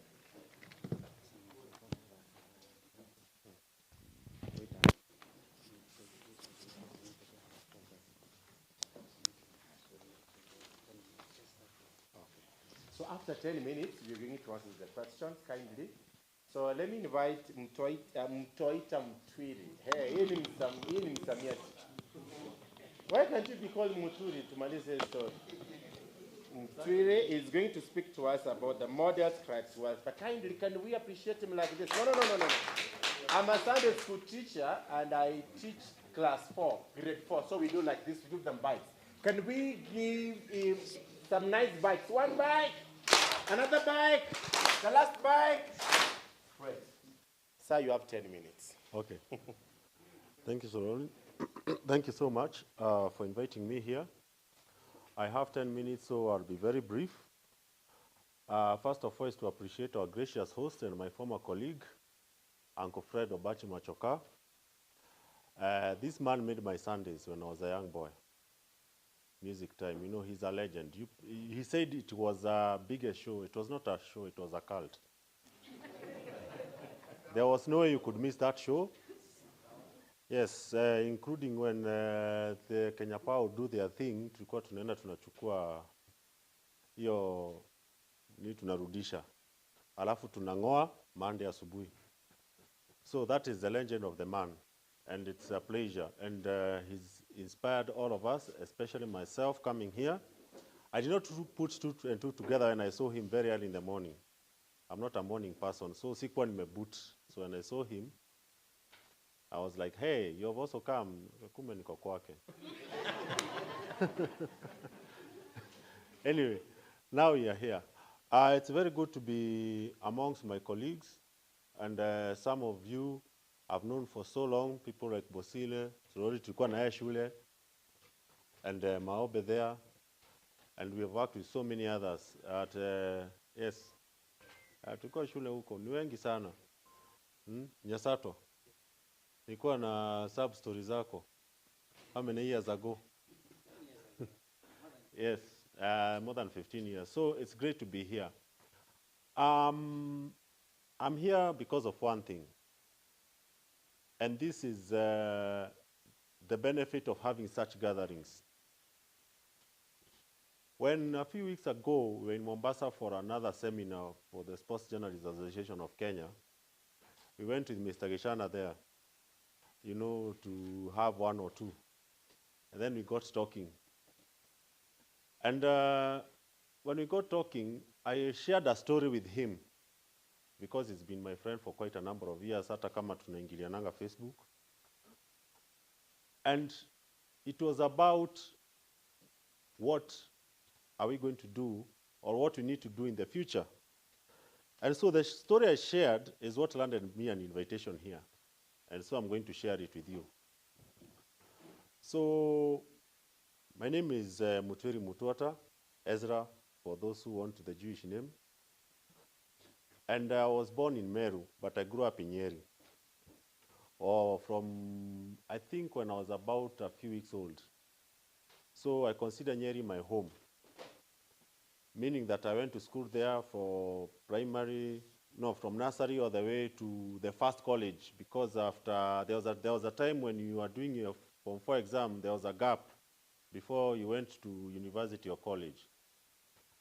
And it was during this time that I happened to join an institution called Nyeri High School in 1994 and left there in 1997. So it is that place that gave me the first insight into what I'm about to tell you. What do you think will happen to you later on in life? Because we all like living for the moment. Victor was here, he talked about sherehe and all that. When you are at this age, or when you are at the age where you are working, especially for us in the media, you find that we never think about tomorrow. We think as if we are going to be these people who are interviewing governors, presidents, and what have you. And for some of us, we have interviewed all the sorts and manner of people. I don't even want to mention Fred, what the kind of people he has interviewed. So you feel that you're going to be in that space forever, but the actual matter is, it all ends. And when it all ends, that is when you realize that you should have done a few things in your life. So about 2018 is how many years ago? I was not very good in maths. 5. The class of 97 from Nyeri High School, that is a class of 97 because that's when we cleared Form 4, we met somewhere in Nairobi. And it was just a get-together, you know, like this one, but there was an aim and a purpose. And the aim and the purpose was, at that time, most of us were staring to 40, the magical 40, when they say life begins. And so we had promised ourselves when we left Nyeri High School on 17th of November, 1997, we had promised ourselves after 20 years we shall meet and see where we have all gone to life, just as a way of tracking back to each other. So that happened in 2018. It could not happen in 2017 because for reasons. But in 2018, guys flew all the way. We have guys who are working in United States, others are working in Croatia and all that. So it was a serious thing. We had promised that we shall meet. Out of the 168 boys who cleared high school then, 125 showed up. And we have only lost 2 since 97. May God bless their souls. So when we met, we decided, okay, now, 20 years, what have you done? So we gave us these stories. No, I went this, and I went the other one went this one, all the way. And it when we started realizing, we are all fathers now. We are all at the pinnacle of your careers, because at that point, if you're not somewhere in your career at around the age of 37, 38, then pole sana. But the truth of the matter is at that age, when you're at your prime. So we decided we are going to do another 20-year thing so that we secure our future. Why? I think you've heard stories, many stories of people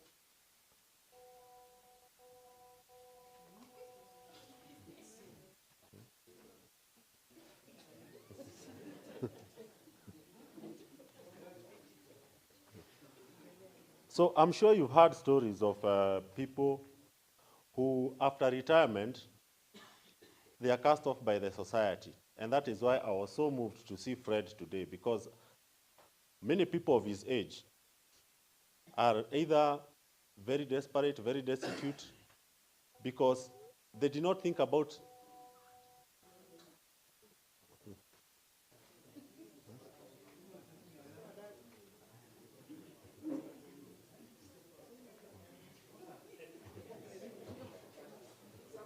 Sorry, you understand.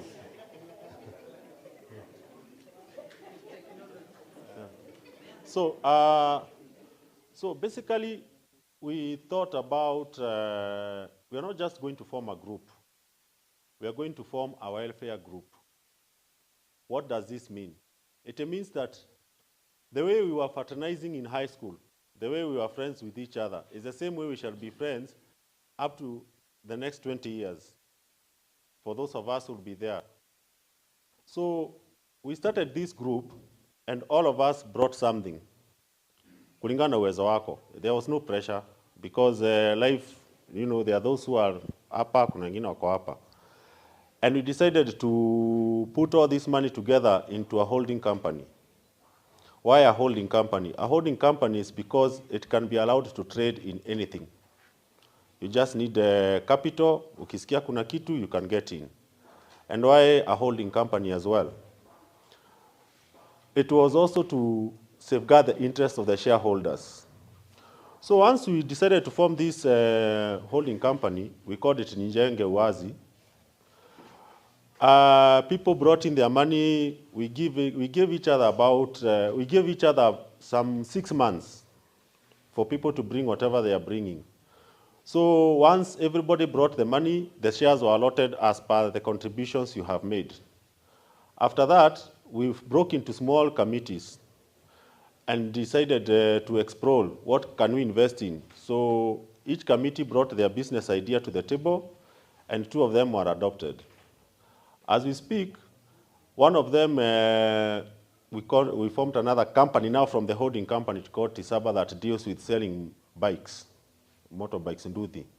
But we finance them, and then people get them, they get there, wanakuja wanachukua, ni kama tu hire purchase ya kitambo. So something that started by selling 2 bikes a month is now doing around 60 bikes a month.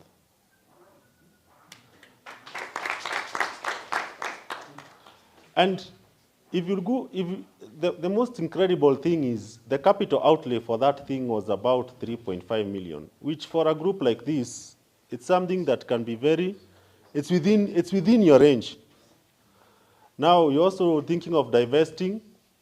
There's an idea that they have come up with where from next year, there is so many people who, like she was saying here, about people who want places to go, places to, you know, like to recommend, and they're developing an app. And that is what now people will take it to Play Store and all that, and maybe you'll use it. So the idea here is not just about making money, because we decided we are not going to be distributing any profits or any dividends. Remember, I told you it is a 20-year plan. So in those 20 years, whatever you put, if you put 50,000, it should be worth around what, by that time? Like he was saying, 10 million. You see, akiba yozi. So that is the idea. Hii company we are tulitengeneza ndio tukue tunaitisha dividend ama tunafanya nini? And we hold our AGMs every year. We had an AGM, was it about 2 weeks ago, yes. So, if I can just share some information here, let me just look at it.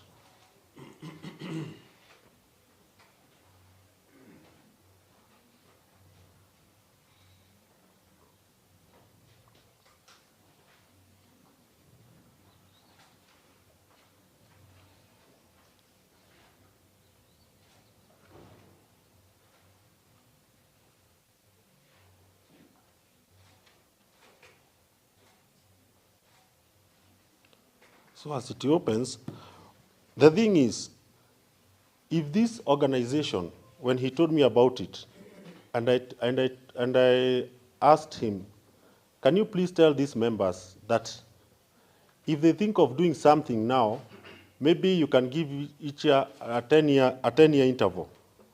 Where will you have reached? Because at the end of the day, what will happen when we retire? Yes, we have those of us who are fortunate to be employed, people have pension schemes.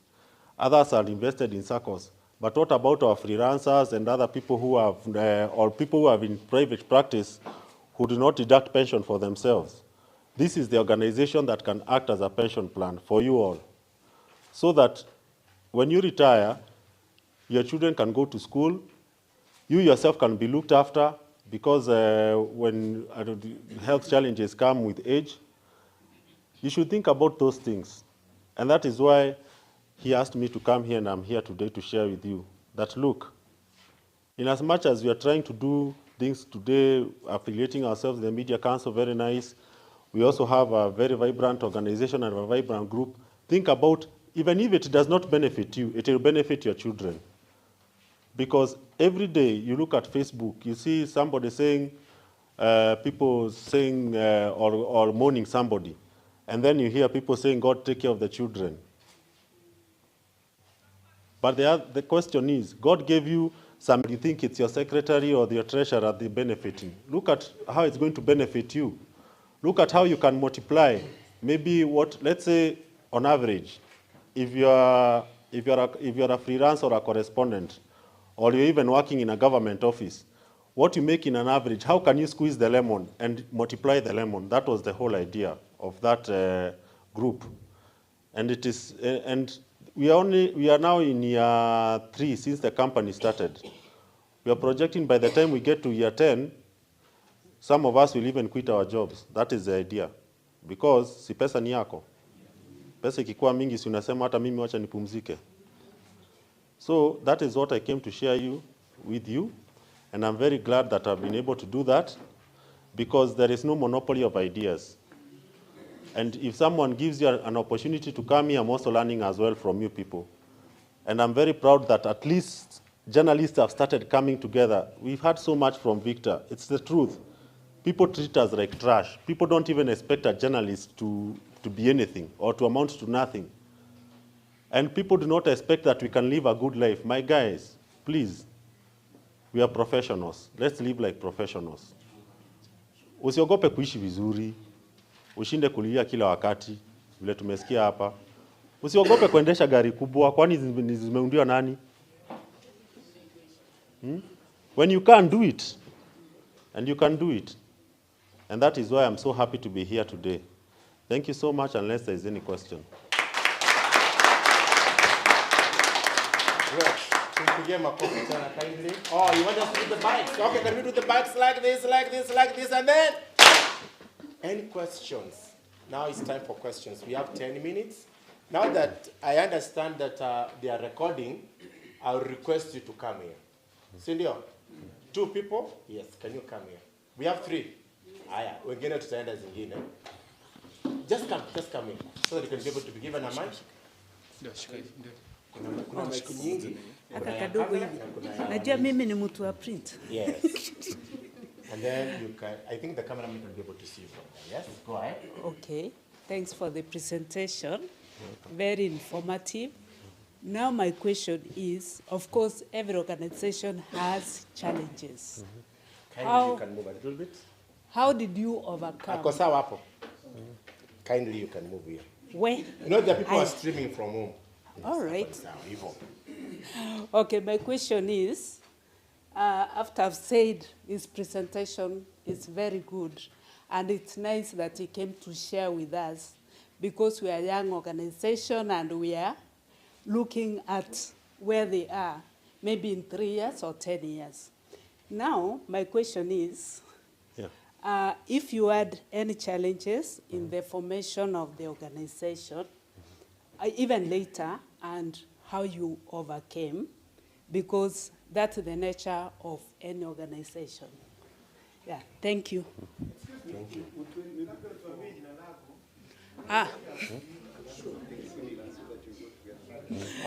Okay, my name is Kwamboka Oyaro, veteran print journalist, but now I'm going to broadcast, as you can see. Thank you. Thank you. Yes. I'm asking something which is close. Yes, yes. You can stand here. Thank you, MC, and thank you, my brother Mutweri. Now, I'm asking something which is close to what Madam Senior Kwamboka has asked. Normally, when these groups start, when you want to come together, the teething challenges are so high. It's what we've been through. These guys know that up to a certain point, we have kicked each other. There are even some people who are underwater right now. Did you go through such, and how did you overcome to come to the point where you are today? Because I'm really concerned about the same, especially when it comes now when we are going to big time investment. I'm not talking even for this group only. I'm in several groups. We've had false starts in a lot of them. How do you overcome to this point? All right. The last question for now, and then Dina also is going to answer some questions. Good morning. By the way, introduce yourself. Wamuseme majina. It's good morning still, eh? My name is Hilary Henry Mageka. My last posting in media was People Daily, but now I work in Parliament. So now I have 2 questions for you and Dina one. All of us who are seated here understand our problems. We want to understand, number 1, how are you able to build confidence that I can trust Mageka and not Sorobi? I can trust Irene and not Domingo. I can trust X, not Y. And how are you able to marry the confidence of those individuals to be able to pull together in one direction? And if there's an example, also you can tell us, for example, we had so-and-so who could not believe in this, but we did this and that, so that we are able to win the confidence of all of us. And then the number 2 question is this: how are you able to harmonize our incomes? Probably, I may get my looking at myself and how I use. Probably by the end of the month I have 7,000. I have to pay bills. I have to do that. But now, how did you able to convince me to be able to abandon what I was doing, but invest this for the bigger picture? Those are 2 questions. The last one for Dina. We are having a challenge of identity theft, where a gentleman goes on Twitter or Facebook, calls himself Hilary Mageka, or Gichana Ngwenyi David or David Angonya, and the names, you know, the way we know each other. And it goes ahead to be true picture of, to be a true representation of you, and goes ahead to mention your name. I have an example where a gentleman is now in the Somalia police station because of being impersonated. His only mistake, he never raised an alarm. And you need to know that Meta has an office in Kenya. So when you're impersonated and a crime is committed, you'll be in trouble. Where's the office in Kenya? Yes, yes. Where is it? In Kenya? Yes, in Upper Hill Flamingo Towers. All right, thank you. I think you can respond to those questions, and then the next questions will be directed to Dina. Thank you, Sorobi. First things first, the challenges that we encountered. It's true, and that was a very good question, and I was expecting it. I told you the first meeting we met around 127 of us. When the idea came, we reduced to 87. Why? Because there are people who felt whatever, you know, it was, first of all, we had the first phase was, okay, guys, what do you want? We bring in money. Okay, fine, money is coming. But, like she said, human interest comes into play. So, there are those who felt that this is an opportunity for them to get business or make business or source for capital. And they were found out very quickly. And you know how they were found out? We were all to come up with ideas, what you want this money to do, or how you want it to be earning money. So those who came with proposals, and they were turned down by the larger majority, and they took off, out kajua ni wakora. So that is the first thing you do. You always weed out. There's somebody who told me the cream always rises to the top. Even if you store milk 10 times, or you boil it 10 times, the cream will always rise to the top. So the first thing is, people with conflicting interests will always manifest themselves in one way or another. For example, I'm sure you've done a few activities, like even coming here. I'm sure there are some people who are opposed to this idea. I'm sure there were people who were saying or making comments that, you know, against this idea, principally because they felt they were not part of it. Those are the first people you remove. So it's called weeding out. Even in this organization, moving forward, you also have to weed out the bad weeds. Hawezi panda shamba alafu ukue na kwekwe. Kwanza mnazitoa. Ndio tunaendelea na kulima. The second question was, now, how did you overcome those challenges? I mean, we had to look into ourselves as a person. It's always said that when you go to your bed, you're alone in your bed. Hata kama mko na mtu umelala na yeye, lakini kuna wakati unapindukanga uko peke yako. And that is when you have conversations with yourself. What do I want in life? Nimefika wapi? Hapa ni nini? And you will see, for example, in people who work in our industry, like Victor said, it is a very unpredictable industry. One day, you're the star, the next day, kitu kidogo, uko chini. The last 2 or 3 years, there have been massive layoffs everywhere. I'm sure we all know a colleague who lost a job somewhere. So when you know such things, you must think of what will happen next. That is the question. You should always ask yourself, what will happen next? And that is why when you find a group like this one, it is better you face a struggle in a group like this, or when you know you have a group like this to turn to, than facing a struggle out there alone. I heard something here being said by Victor about every day, something happens, tuko kwa michango ya WhatsApp. You want to get married, unataka kuoa, mchango wa WhatsApp. You've lost someone, mchango wa WhatsApp. You've lost mtu amekuwa mgonjwa, mchango wa WhatsApp. Seriously, you should ask yourself, why should you be a dependent of such things? And that is why it is how we overcome that challenge was to realize that yes, we hold jobs, some of us, others are business people, others were struggling, others are farmers, but at the end of the day, at the very end of the day, you will need something to fall back on. And that is what now inspired us to continue, those who continued. And out of that, we have actually come to realize there is much, much more benefits of being in such a thing, such that even some of them who had gone out are already coming in but you told them 1,100 sasa utanunua na 400, my friend. Kwa sababu hakuna haja muanzishe kitu hapa, mtu atoke, alafu saa zile imeshika moto, ndio mtu anataka kurudi. So, take advantage saa hii kitu ikianza. Take advantage of what is happening in this group right now. Because in another 5 years, mahali mtakuwa mmefika, hamtaweza kuingia ovyo ovyo. That is why we are having this kind of gatherings and conferences and all that. The third question was about confidence. How do you create confidence? Now, for us, what we do, we have 5 directors, and it is rotational. So, after ndio isikue hii kitu isikue ni ya Sorobi hapa ama ikue ni ya Gishana ama ikue ni ya chairman, we must also inspire confidence in others to lead.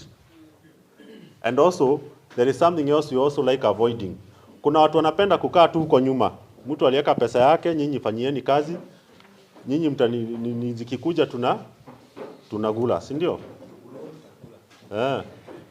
There is a saying they say in Kikuyu, ati zimeiva tuoshe mikono. Unasikia?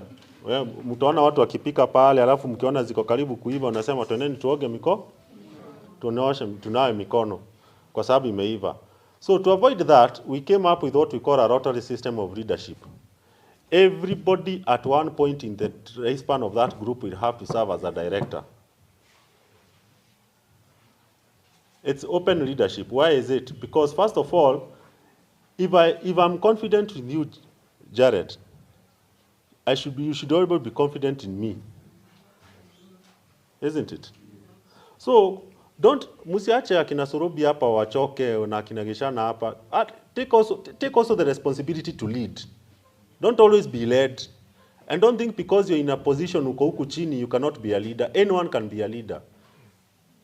When I was young, I was very, very shy, even speaking in front of people. Now I'm in a room facing people. Why? Because somebody inspired confidence in me that I can be a leader. So that is how you gain the confidence. And also there are other tasks within the group. Sio lazima ukue kwa executive. Kuna hiyo nasikia kuna constitution. For example, kama hiyo ya welfare, if you buy into the idea that you can form a holding company, you can elect other leaders, lakini musikuwe na committee ziko na the same individuals through and through and through. Even you as an individual, offer yourself to lead. Offer yourself to serve. Kwa sababu kama unataka huyu amekuorganizia kulete mpaka hapa, wewe umekuja umeingia kwa shuttle ama umekuja na gari umejipata hapa, hata wewe jitoe ufanye uwatumikie wenzako. That is what I would say. And that's how we build confidence in the rest of the team. Because each and everyone has a job to do in that organization. And I mean each and every member has a job to do. For example, if you bring business or you bring a partner, tunakupeanga 10% ya whatever that thing earns. Yako tu uende ukanunulia watoto mboga huko, ukanunulia mama maziwa, ama umpeleke out, whichever. So it inspires confidence because unaweza kuwa umeketi mahali kama vile tulikuwa tumeketi na Gishana hivi, tunaongea hiyo mambo, biashara inatokea hapo. You see? There are people here working for county governments. County governments need motorbikes move around. So tutanetwork tu. Na nikibahatika nipate ka 10% kangu, inshallah. So that is exactly, I hope I've answered your questions. Thank you. Yeah. Yeah. Oh yes, sorry. What we did was initially, we never set any limit as to what you can bring. So people just brought whatever they have. Ni kama tu hiyo group ya kuchanga ya WhatsApp. Everybody brought whatever they have. And then once the money was pulled together, it was now prorated. In business terms, that is allotting the shares based on what you have. So kuna wale wengine walikuwa na jaribu wanaona wacha tujaribu hiki kitu, unaweka kadogo. Walipoona imeanza kuingia wakakuja wamemwaga. So it was actually because I get what you're saying. Because some of my former high school guys, kuna ma-CS, kuna madaktari, Muturi hapa ni journalist. So unaona you cannot amwezi toshana mfuko na huyo mtu. So the thing was wewe leta kenye uko nayo. Ni kama tu sadaka. Toa tenye uko nayo. Then after the cash call was for 6 months. We give people 6 months because you know you have got other businesses you are doing with your life. And like you said, your money inakuanga imepangiwa. So hata sasa ukiniambia toa pesa saa hii, hata even if it was to be formed here leo, sitatoa leo. Kuna ule amebarikiwa, ataenda tu kwa gari hapo, alete hapa. Kuna mwingine ataenda achukue whatever it is. So we give 6 months. After the end of the 6 months, all the cash, si pesa yote imepelekwa kwa Madam Treasurer hapa now in your case. Sasa tunaangalia pesa yote. There are others who also brought money leo, unakaka kidogo unaongeza ingine, and so on and so forth. Once the money was totaled, it was now prorated into shares. There's a way they do it, the pro rata basis. So for example, kama umeweka 500,000, of course utakuwa na share mingi kuliko ule ameweka 50k. But then we opened it up for another 1 year. When people saw actually this thing can work, kuna watu walienda waka mahali, sijui unajua watu, kuna mahali kuna kuanga tu na tu vitu tu. Pillow account, mattress account, so wakakuja wakawe. Yes, even right now, after every AGM, we always give ourselves 3 months for the existing shareholders to increase your shares if you want. But any new member, the rate is around 4.8 more than what was initially put in. And it's growing. So, imefika mahali now we have even approached a financier now. Hapo ndio biashara imefika. So it can happen to you guys. This last one, kindly so that we can be able, yes, the last question. A quick one. Yes. Yes. Oh, my name is Stanley Ongwani. I just want to ask, in your welfare, is it that you only invest,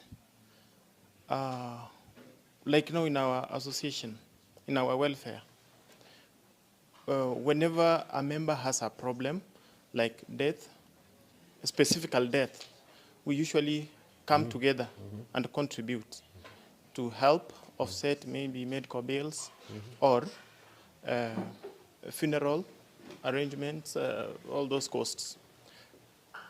What is it in your welfare? Is it when a problem comes, kila mtu anajikanyagia, ama you come together also? What is it like you do? For individual welfare, we have a benevolent fund, which is separate from the investment fund. A benevolent fund means ile pesa mneka kando for things like the one you're talking about.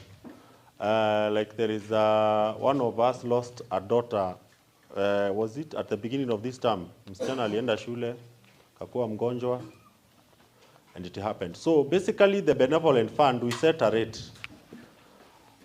If it is in case of a death of what we call immediate family member, that is your spouse and your children, unapeangwa 80k, standard. So how do you contribute to this benevolent fund? We contribute every month. And it's a nominal fee. I think it's, sahi imefika, ilikuwa 500, sahi imepanda 800. Unajua, vile tu inflation inaenda mnaendanga mkipandisha. Msibakishe 500, ati mnabakisha ikiwa 500, alafu na hata bei ya nini, the cost of now funerals and all that has also increased. So we started at 500 every month. That money, of course, these things don't happen every day. So ule member anakuja unapewa hizo, and then it is replaced. That is just a benevolent fund. So sahi, if it is someone who is immediate family, unapewa 80. 80, that one assures that at least umezika mtu, without even calling for now hizo vitu zingine expenses. At least you have bought a coffin, transport, rolling gear, na hizo vitu zingine. Or you go somewhere like Umash, they give you a package. Most of them are between, they are around that much. The other thing is, for example, if it is a wedding or something, we cap it at 50. So hiyo unapeangwa, then any other member anataka kukuchangia, sasa hiyo ni yako. The other thing is now that benevolent fund after 5 years pia imeanza kukua na pesa imeanza kukaa huko. That benevolent fund, the money is saved in an FDR, a fixed deposit rate. Inakuanga at around 7% siku hizi. So at the end of the year, it also attracts its interest. But that one is totally separate from the investment fund. Great. Thank you. A quick one, please. You say everybody becomes a director at some point. Yes.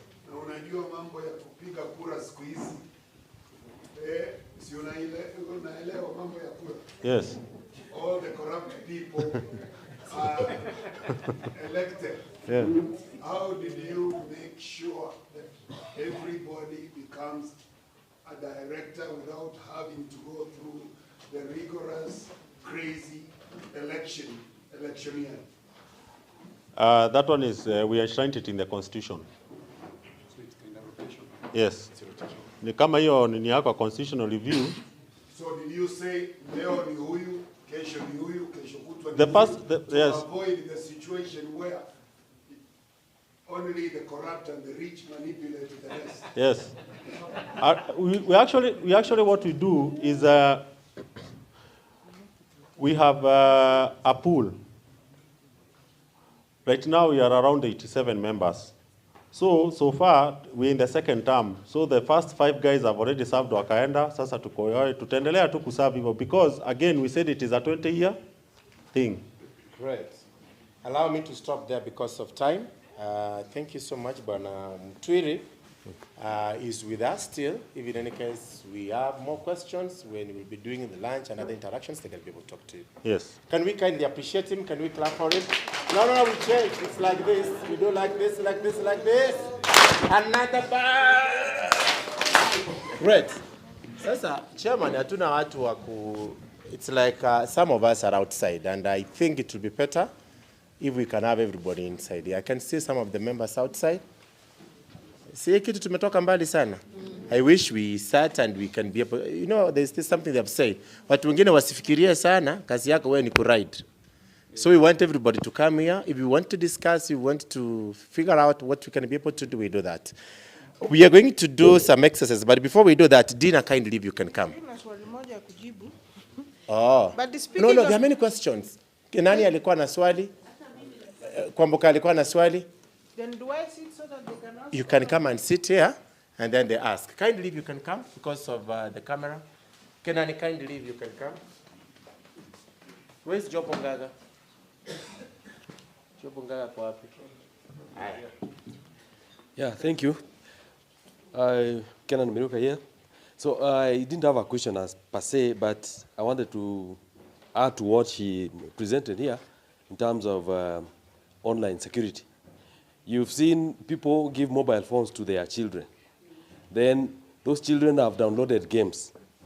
But what you don't know is that for you to access YouTube, you log in using an account. So usually you use your account to log in so that your child can be able to access those games. But as they keep pressing, because you have free Wi-Fi in the house, they are pressing things that they don't even know. They don't even know, like what Anko was saying there.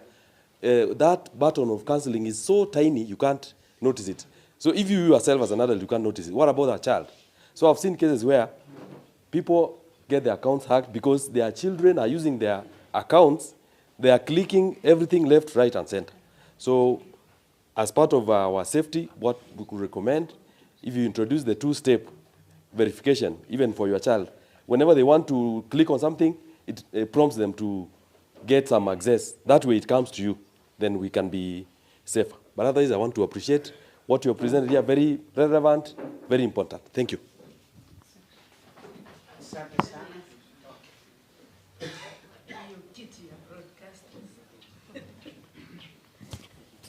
Iko on. So, okay. Dina, very nice presentation. Mine is a comment, question. When Uncle said that he sometimes switches off his phone when it's overwhelming, I remember a police officer telling us that under no circumstances should you ever switch off your phone. Because when it's off, it's when those bad people now go into your accounts and clean them. So even wakikusumbua, calling you all the time, just never switch off your phone. When you switch on, you'll be shocked at how much you have lost and how much has been done. So I don't know whether you could like to speak to that or just for your information. Thank you. Kuna ingine? Crispin and then...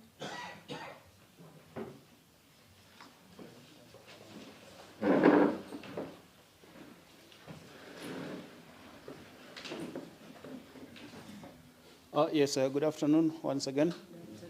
I have two questions. One, you talked of VPN as an alternative network. I will also expand on that briefly, because as a journalist, whenever you cover functions like, let's say a president was to visit this particular area, you'll find that there's a way they normally jam the network until you're not even able to make some calls. So in such a situation, how can you go about it in case you want to, let's say, stream through live views, or you want just to make some calls? Most of the time you'll find that calls are not going through. And then number two, there's, of late, we've seen these mobile money lenders. You find that somebody decided to use my number as a guarantor without my knowledge. And then when he or she defaults, these people start calling me. And at times, they call you persistently such that you're not even able to receive any call. How can you avoid such kind of cases? Are you sure that's an online safety question? All right, I think we are done with the questions. Miruka, did you ask your question? Yes. It's not a question, yes. But a compliment to Dina's response. Yes. About, just a quick one, less than a minute. Yes. I was responding to my uncle Freddie's worries over the pop-ups in the phone. Usually, there are apps that we get from the Play Store which have ads. Some are so stubborn to go away, but most of them are those you get free. So if you want to avoid such pop-ups, go for premium apps that you pay for. You won't find those ads there. Another thing that I wanted to say is this. This phone can help save us in times of danger. There is an SOS feature in these phones that we usually don't know about that can save you when you are in danger. Like now, in case of a kidnap, if you utilize the SOS feature, it's found in the privacy of your phone. Settings, privacy, and emergency SOS. You identify one person to whom you can, one or two people, you can, the emergency responses can go to. So whenever you are confronted with danger, you can just press this power button 5 times like this.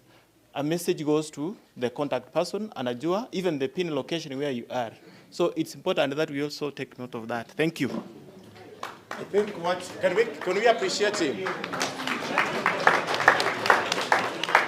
I think what we are learning here is there's a lot of resource within us that we can be able to use.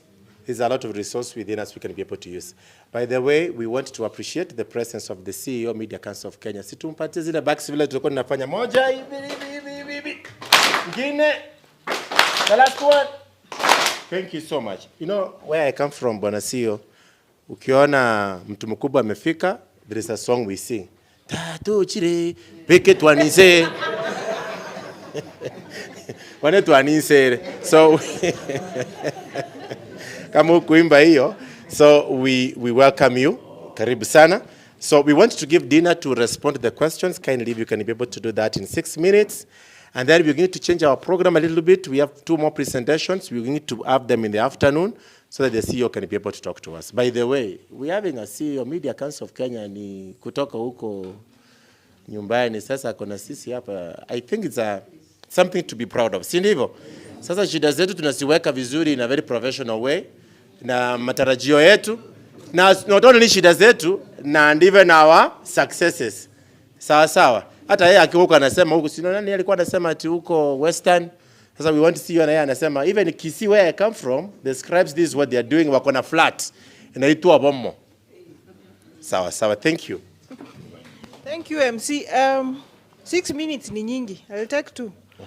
Because most of the things that have come from the floor are comments and reactions, which I agree with and I appreciate, because I've also learned something from my brother here. About Crispin's mambo ya M-Pesa na garanta na credit, I'm not sure that is an online safety question, but you can report them, or I don't know. I really don't know what you can do about it, but you can report them for harassment. I don't know, something like that. About, but I want to comment about VPN. In such circumstances, sometimes there's nothing you can do. A president is in Gusii County and the network is jammed. Hakuna kitu kafanya, si ndio mwenye inchi. But I think through VPN, perhaps you can consult an IT expert to tell you if you can, a VPN can be able to work in such circumstances, so that then if there is any urgent information you want to live stream, it can happen. I wanted to complain about something, lakini sita complain, but nataka kusema tu that before the CEO came, the system of clapping only started after MCK had finished presenting. But sasa sita isema because you have done it when the CEO came.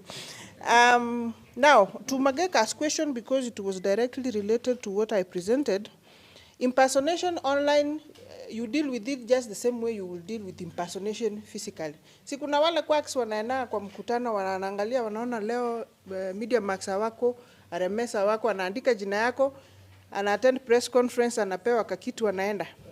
So what you do to such person? You should report them to the police. Online, apps have their own internal ways of dealing with impersonation. If you go to WhatsApp, X, or Meta, there are always those things you can always do to report an account that you think is trying to impersonate you. You can do disclaimers, the soft ways of dealing. I've seen people like Chemutai go in trying to debunk, saying this is not me. I've been, this is an impersonator.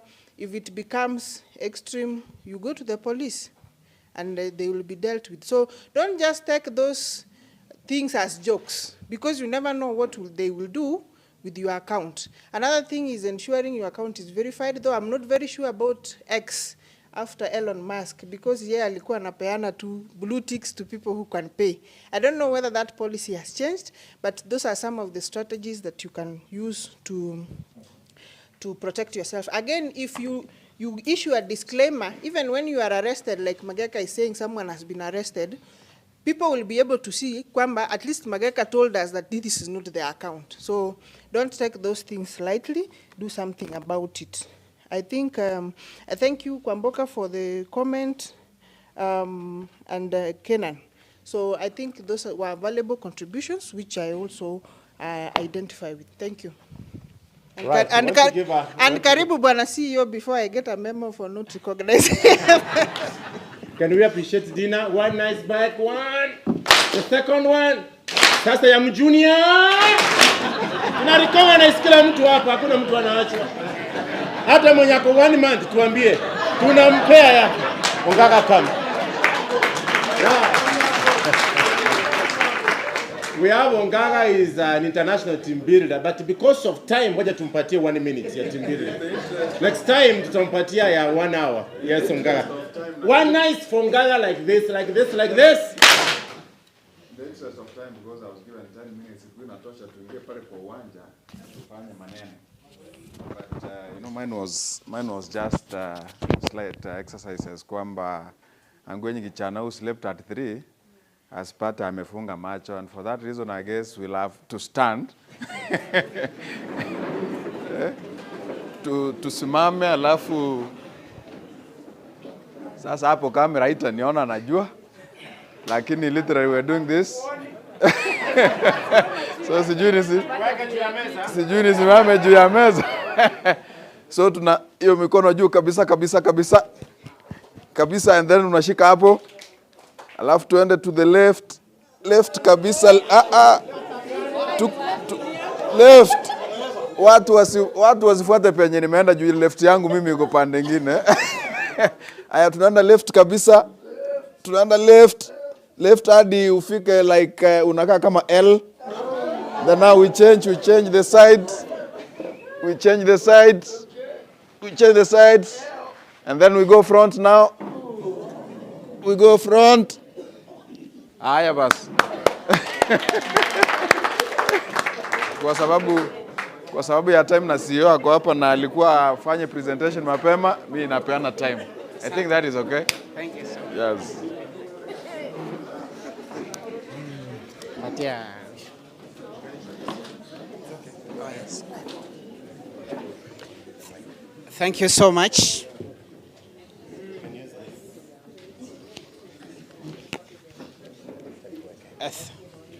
Okay, thank you so much. Members, I encourage you to reduce your movement unless it's very necessary. So, you know, it's very rare for someone from where? Someone from Nyagenke to have an opportunity to sit. Okay.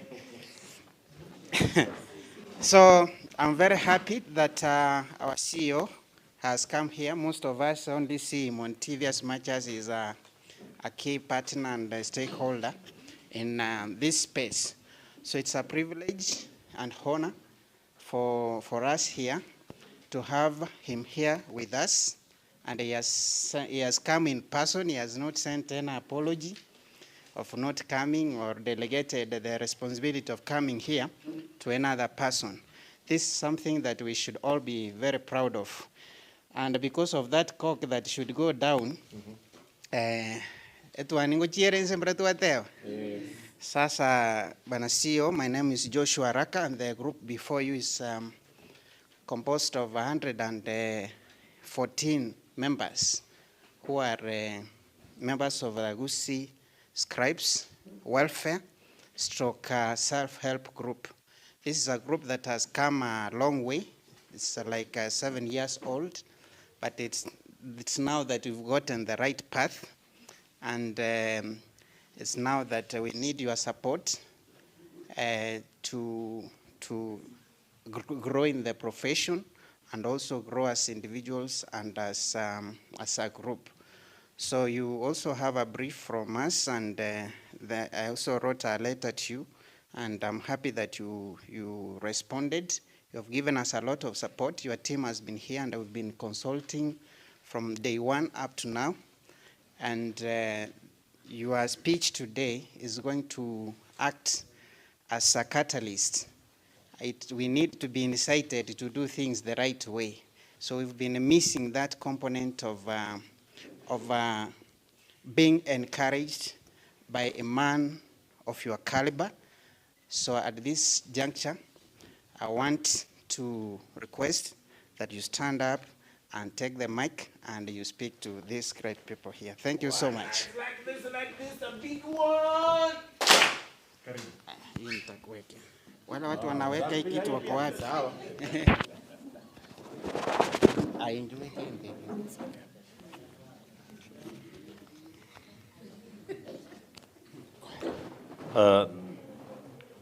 Asante sana, hamjambo.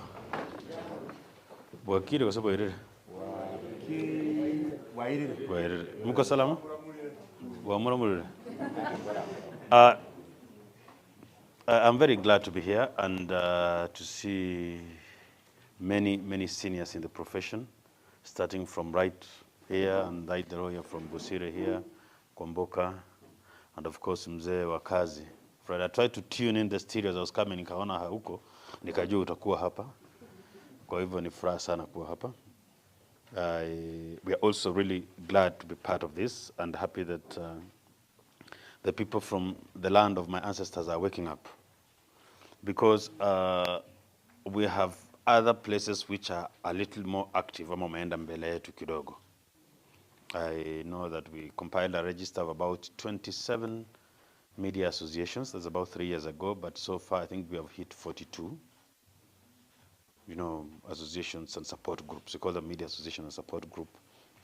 Because the reality is that you are principally alone. You are a team when you are in the newsroom and with your colleagues, isn't it? Ukitoka pale, kila mtu na msalaba wake. Na ukweli pia nimeona ni kwamba wanahabari wengi hawana uwezo wa kutafuta kipato baada ya kazi. Those who are in the older generation know that you bang a keyboard, or watu kama Fred, you go and produce your story or produce your program. Ukitoka pale, by the time you reason that vile mzee wetu wa kazi ametuonyesha kwamba unaweza kuwa na kibanda kidogo kama hapa, unapanda managu na watu wanakuja, si wengi wana huo uwezo. It's very, very difficult. We receive a few requests for help and all that, and they're very touching. You know that you saw, oh, what a wonderful senior journalist we had. Na sasa anasema hana pesa ya chakula. Na sasa amesema huyu anafukuzwa na landlord na ameenda nyumbani kanyumba akajaisha. Na kwa sababu wengine kama kwa kina huyu mnapenda kungangania shamba kidogo, achiza kanyora kanyumba gatago ile. Because sukirie,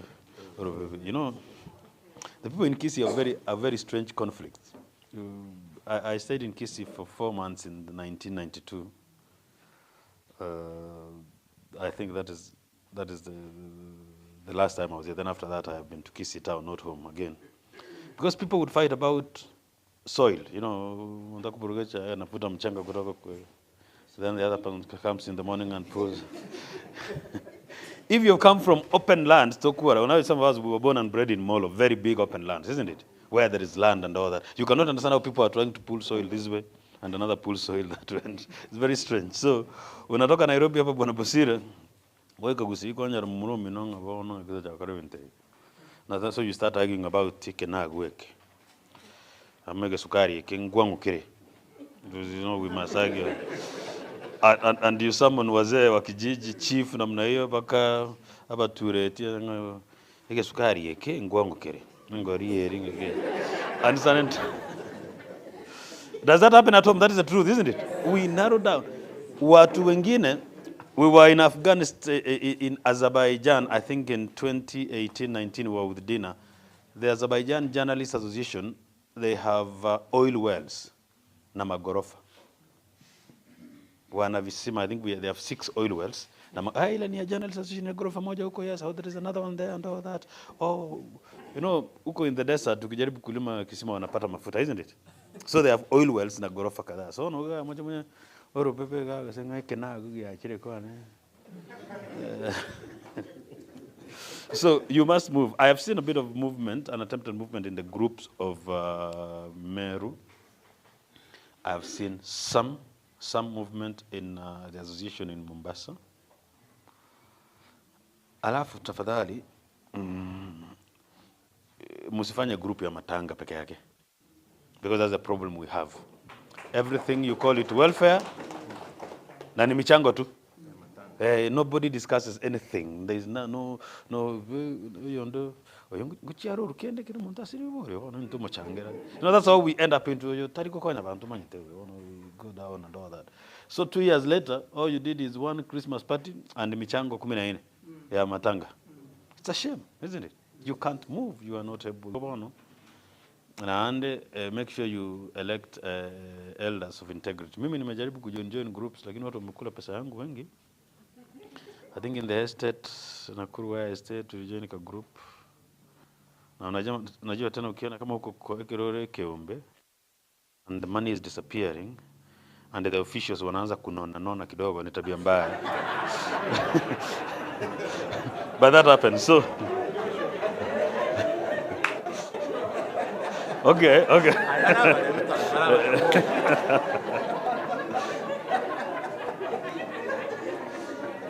So listen,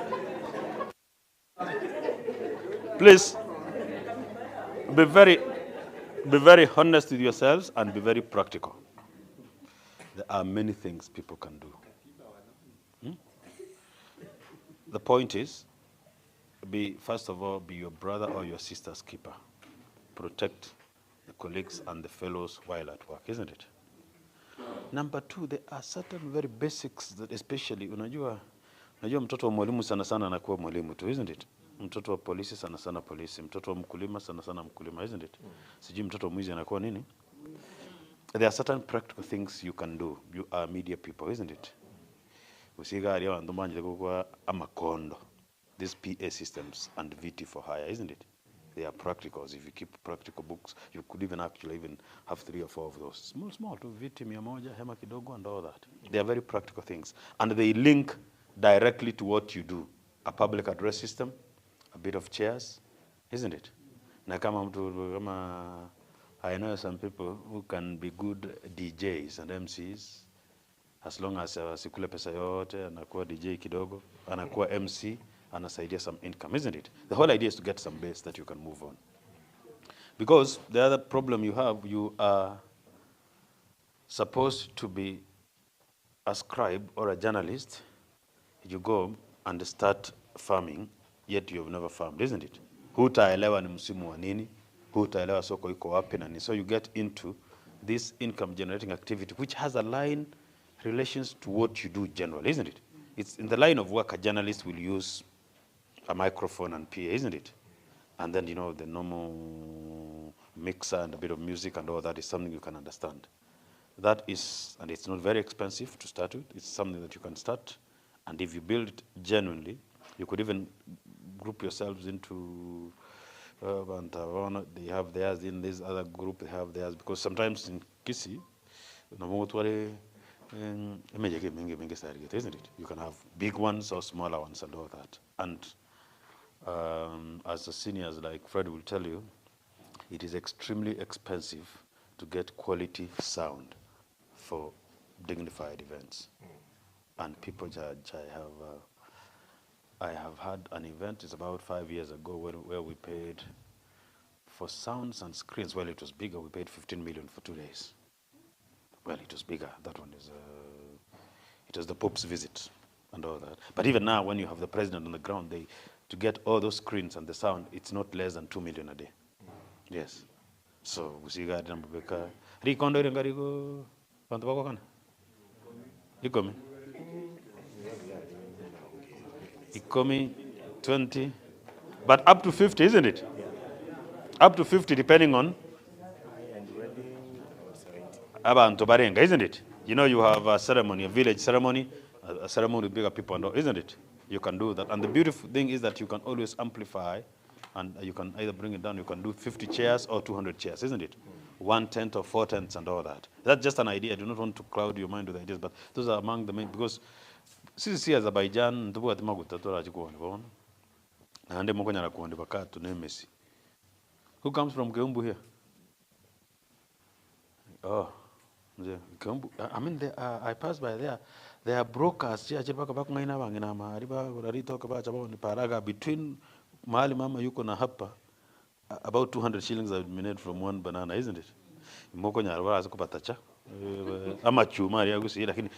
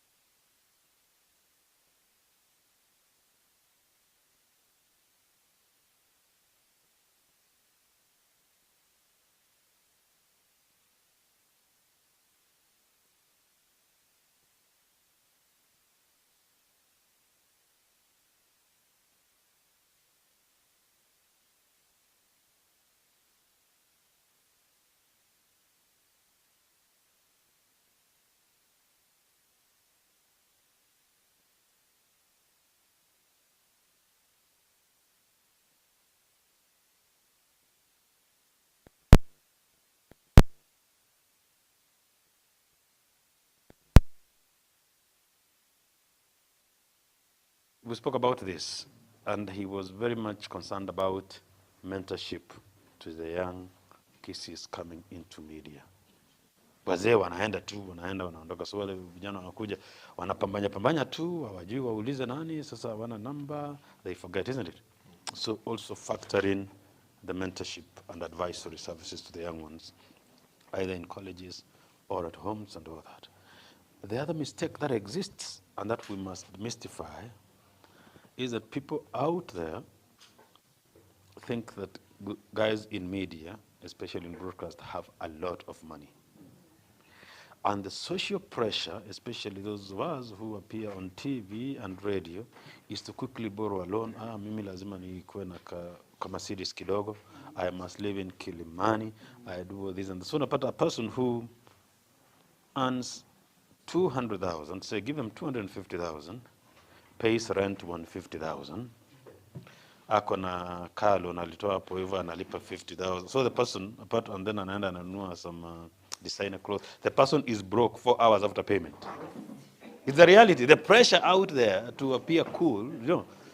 And then you want to go out for a drink in the evening, huwezi enda kwa local kibanda, isn't it? Lazima uende wapi, Kasavera or some place like that, isn't it? So the person, you do a lot of photos and posts and it's exciting, but inside you are empty. You know that you are living a lie. It's something that we must really stress to people, especially the young ones coming up. You are on your own. You know, we have young people who anakaa asubuhi akivaa hii, anapiga selfie, anaambua wewe umevaaje kofia kama mzee. Akifika ofisi by saa 4, amerudi nyumbani atoa hiyo kofia. Mama change ambayo hiyo kofia ingeenda vizuri na rima na ng'ombe. By saa 4 ametoka because they want instant gratification and praise, isn't it?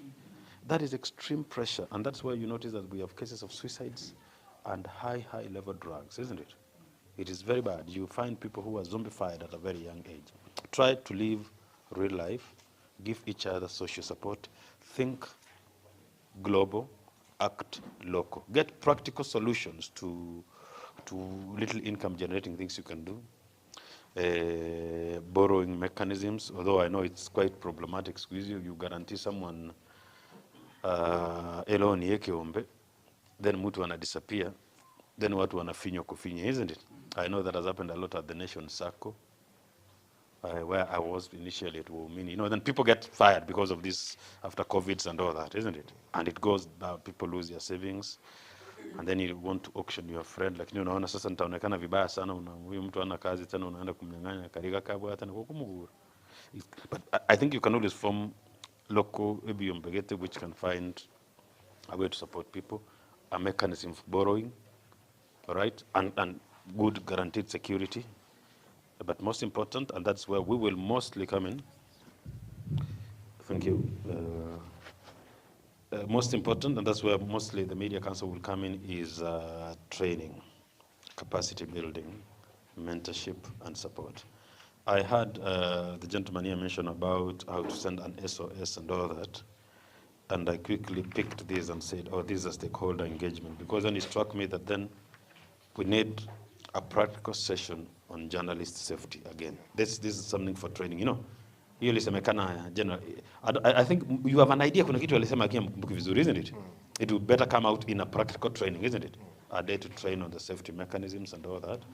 And I wanted to stress that those are areas now the Media Council can quickly chip in and help if we want to do a day or two training on safety and protection of journalists, how to react in emergencies, matters of welfare and all that. Those are matters we can do, so that then we don't reduce very important security matters to by the way. But in the meantime, and mentorship, I think we will task the seniors here, Busire Gaiga Kumbuka, Fred Mzewakazi, find a mechanism of regularly talking to our young people. We could, you can call us to Gusii from time to time if you want us to come. Yeah. And you can come here also from time to time, Kumana. I think Giboma ndiye mzuri, so that we keep talking, pointing at new opportunities and all that, because we have, technology has allowed, there's something called podcasts now, you know that, isn't it? Podcasts. And now artificial intelligence is coming. So the traditional journalist's work as we knew it is totally shifting. And so you need regular training, skills upgrading so that we can be relevant. Otherwise, life is very unfair if you're not on edge. So thanks very much again for the invitation and for allowing us to be here. I know I am standing in between you and lunch. And I have enough enemies already, so I don't want to get any more enemies from among you. I wish you all the best in the deliberations. And sasa mmeona mnikatie mpaka hii. Enjoy your lunch. We are around for the next few minutes, if not hours. We get to share experiences, exchange contacts, and genuinely seek to help out a friend or brother. Asanteni sana. Bwana Fred, asante sana. Can we give one nice bag? We give 3 of them. One. The next one. The last one. Now, before we break for lunch, Banasio, thank you so much. Probably there's somebody among us, and you've been wondering, honey, I wish umona ningemuona hivi. I wish ani usio tuonane hivi. Kama jana hivi. Now you have a chance. If there is one who has a question or something, a suggestion, maybe probably there's something you can prompt our CEO in his capacity and he can be able to come in, maybe 1 or 2. 1 minute, chairman anaweza sema no. Ngoja.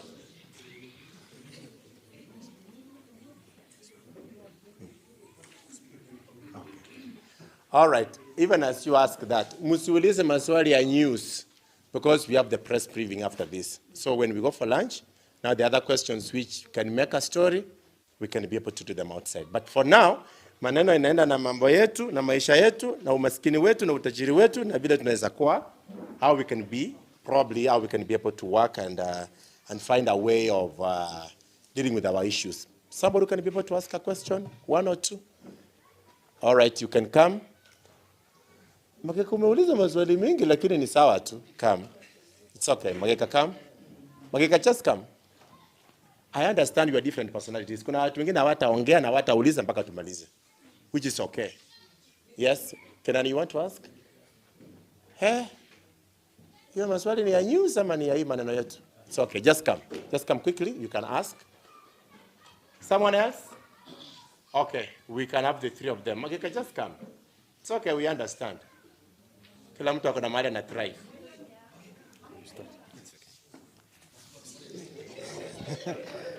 Okay, quickly.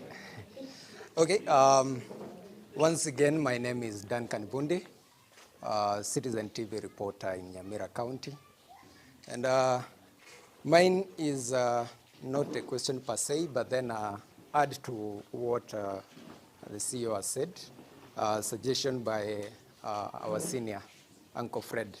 I remember the first time I met Uncle Fred was back in 2018 or 2017. I was in my 2nd year. And he may not be aware, but I called him a number of times. Nilipata namba yake some time back, and when he came to Gusii when they were opening Tuskys Echiro, I heard that he was there. And nilimsumbua sana with this issue of mentorship because, you know, we look at these people who are there and this is where we want to be.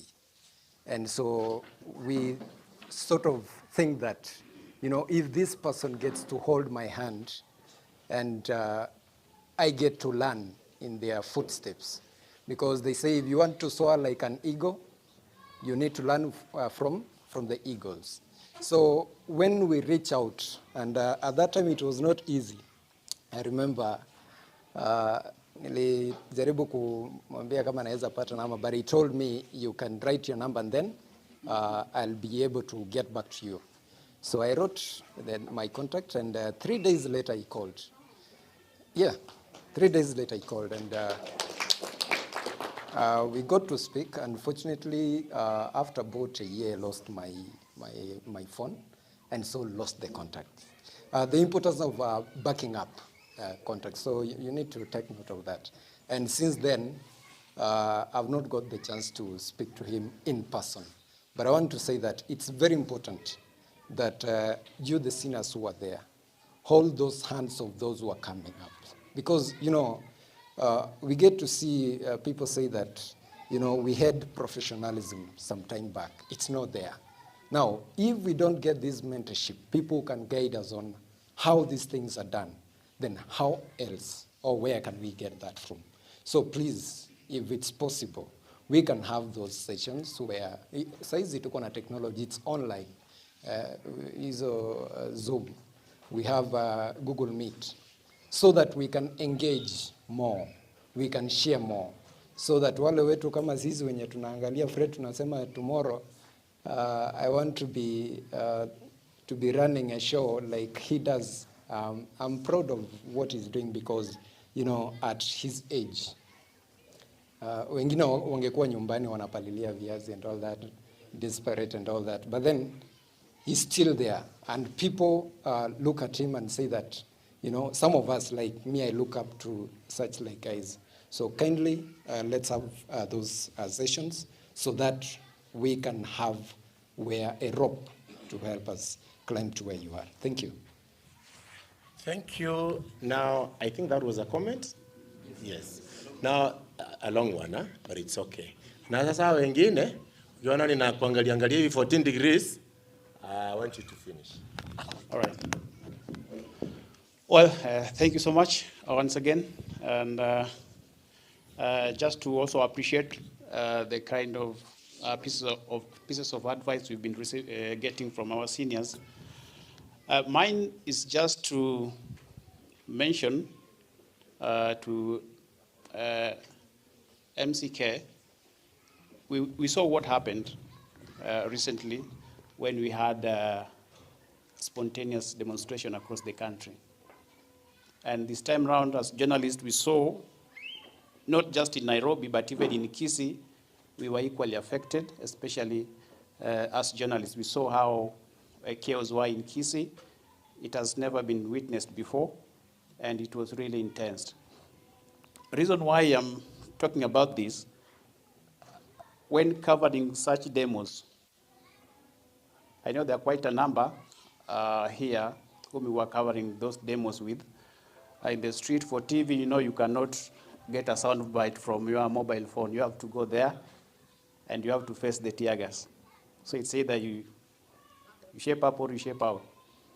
So to the MCK, I was just kindly requesting, probably with that kind of exposure, we saw the risk journalists were in, and if you can, probably also in future, because you never know what we will encounter in the next few months, we can also get some refresher courses in form of training, and also if we can start working on safety gears. I know there are some media houses that are on with it, but if you also incorporate I believe you must be having it in the program, so that at least you also focus on journalists, not only those who are within the cities, but you also consider those who are in mashinani in counties, because they also equally face security risks and challenges when they cover such kind of demonstration and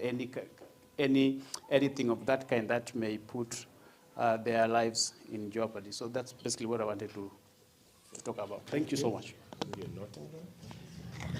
Yeah, I'll be quick. I thank the CEO for the remarks that he's made here. I just wanted to request that MCK tailors a program, because we heard here from our speakers that we journalists, we are good, we tell success stories, people have done well, various sectors in finance, in business, in investment, but ourselves, we are not doing exactly that. So what I was requesting is, other than these trainings that you've done, digital literacy, all those things, why can't we also tailor a program for financial literacy, where organized groups like this one here, you can tailor a program where you can bring in experts, the appraisers, and encourage us to also think about what else we can do other than the mainstream job that we do. Thank you. Thank you. Hallelujah. Bwana CEO, asante sana. I want us to benefit from where you sit. This group has been mauling, I hope that's the right word, has been mauling of starting an investment. And we are scratching our heads on which side to proceed to. Probably if we can benefit from where you sit, what has worked elsewhere? If with these numbers that we have, 114 or so, and looking now that we come from the same region, you've traveled far and wide. Hii waandishi wa Kisii watasaidika aje? You know, throw 2-3 points here and there so that you can also consider on what you'll be saying. Just that. Thank you. Now, kindly, it's your time to respond. Whether you remember all of them, you can remind you, in case you forget any. If I forget, it's either maybe by design or default. Yes, I think we have designed a training for financial literacy. What we have not planned is the rollout, and I think the team in the office did not take it up with Christian, that we do training on financial literacy for journalists. It's broader. It's even about monetizing content, copywriting content, monetizing it. If you have some good story that is not being run by your media house, where can you put it? Can Google or Facebook pay you and all that? It's more. So remember, we may have a talk or two about, but there will be more about how your skills can give you money. So I think that can be arranged, and with a contact available, that can be done. Mzee ndio koro mchango kore generator.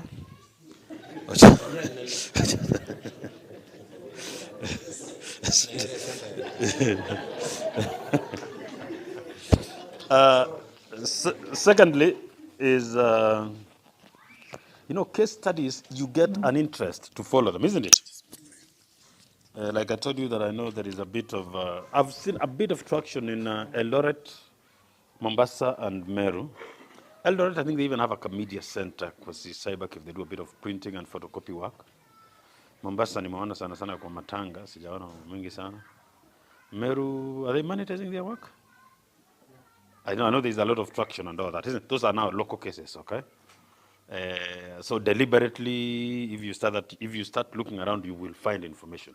That is the truth. Because I think, as I told you, that I saw in Azerbaijan, they have oil wells and gorofa. And so you may get a few case studies that you can follow up. And then we will redo. It is true that we need to go around and doing another training for journalists, safety protocols for riots and all that. We need to do that. So yes, I think we should factor that. I hope, Jerry, that gets recorded, that we go around.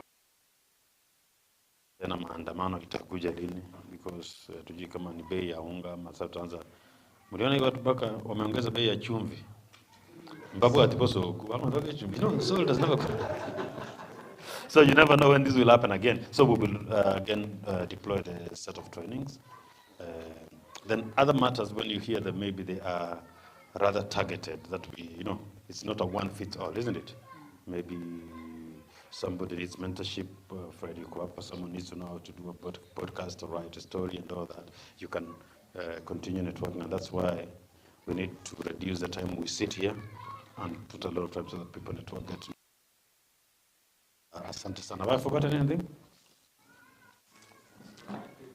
Yes, sir. Do you remember any question? We didn't respond? Or protective, yeah. Tunatuangwa sana. Is there a way Media Council can come in and... As you respond to that, if I may, one question, please. Thank you, Bwana CEO, for gracing this occasion. As you responded to the question that you have forgotten to respond to, I want to ask a very sensitive question. You'll forgive me. I said earlier, this is the first time that I'm seeing scribes and journalists fellow journalists from the entire Gusii land congregated in one place. And I'm privileged that that place happens to be a place associated with me. I know by DNA, people from Gusii land behave like mothers. We were brought up in an environment where mgeni akija nyumbani watoto wananyimwa chakula. You know, na mnaambiwa you cannot say you are hungry. Mgeni akija, mgeni anasema eti mtakwa hapana injuna yowe malaya hata naragi umolimu, you know. Because if you say you are hungry, mamako na wewe itakuwa ni word woeful. So you keep on pretending you are satisfied even when you are very, very hungry. Wakati ambapo, honestly, this is a difficult day today. But they will not succeed. Amen to that? Amen. Yes, they will not succeed. Kwa sababu what we are experiencing today is not something that we have been experiencing before. But I'll proceed. So you find kwamba hata mama akiwa na very nice plates, very nice glasses, ninyi munaziona wakati wageni wanakuja. Okay? All the time ni munakulia sahani ambazo zingine zimetoboka. So that DNA sisi wa Kisii ni kama imeingia kwenye system. Sasa CEO wa Media Council ndio huyu, ni mtoto wetu, lakini utapata ataogopa kusaidia watu kutoka Gusii land because he might be branded kwamba wewe unapeleka vitu nyumbani. Unapata sasa vitu vingine vinaenda vitaanzia huko Meru kwa kina Mutweri, zingine ziende Nyeri, zingine ziende Northeastern, zingine ziende Kisumu, zingine ziende Eldoret, Mombasa. Kitambo kitu kifike nyumbani amejitahidi. Matoronga koreki na rotoko nyuma. So you are the CEO Media Council. Sisi hatukuombi kitu hujafanya kwingineko. What we are saying is what is going to Eldoret na sisi ifanye nini? Itufikie.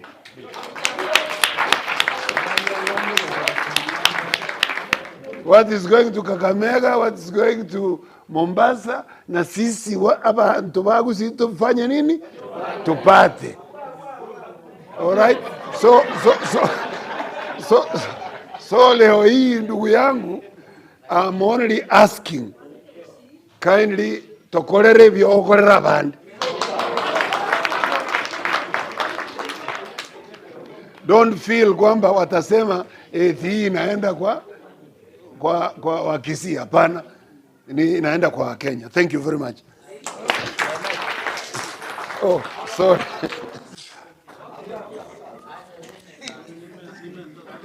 Oh, he has something to add on that, and then a very short comment. Let me just hold it. Biamore nainde. Bwana CEO, I think Fred amenigusa nikakumbuka kitu. I think I've met you personally, one-on-one, and I raised this issue. As those that have been privileged to run some media companies, especially from Gusii region, ni kitu tumeona, na hii pia ninaweza fika mahali niongee Kisii. We've had a problem with the companies that have been doing audience survey before, hata kama wajafanya of late, because most advertisers depend on those surveys. Now, for a very long time, I think ilikuwa cult that some stations lazima zitaapia hapo. We've struggled, tumefika mahali, tumeanzisha pia kampuni huko Kisii na zinafanya vizuri. So I think from history, our region imekuwa disadvantaged. We are grouped with the Abagere. The South Nyanza inakuwa Kisii na some parts ya Abagere. So you realize wanyegesa, for example, kego tanga na triko tebekana nga Gusii region. Yakoba South Nyanza, kwanya citizen oere, Ramogi and the rest. Now it's very hard kupata radio station or TV that is doing very well in Gusii region ikikuwa ranked number 1 because inaekwa na Ramogi na these other stations. So I was very happy when Media Council started doing a kind of media survey, and there is a report here at 2022 and 2023. Now that the Ipsos, I think the last report ilitoka 2021, ni kama wataki kutoa. Now that you are there, so you kindly correct this mess. Utuweke wa Kisii kwa region yetu. Mkitoa report yenu, fanya research pale chini, toa ni gani na inasikizwa zaidi kwa radio, ni TV gani na inaangaliwa zaidi, so that itusaidie kupata hii biashara. That's my prayer. Because when I'm looking at this report, especially at 2023, when you are saying most watched stations in 2023, you find Kameme is there, Ramogi is there, Inoro is there. Yeah? Ukienda kwa radio, paka Musi FM ziko hapo, but kutoka Kisii, our region, hakuna kitu hapo. Munge introduce that category, itatusaidia sana kupata biashara. Asante. Thank you. Thank you so much, Bwana CEO. Karibu. Nende koko kwana abantu abatura ntuli baliri n'abangaini tole tutakete tubeke kinyumba kiflati twake gento.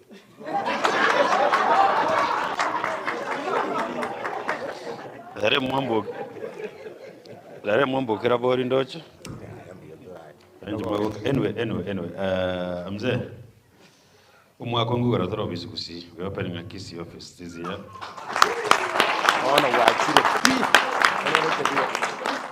Yes, we're opening offices in Gusii, Eldoret, I think, and Bungoma before December. So I will be coming to see the site, I think, around KNA or KBC, the week of 15th of August in Gusii, the office location.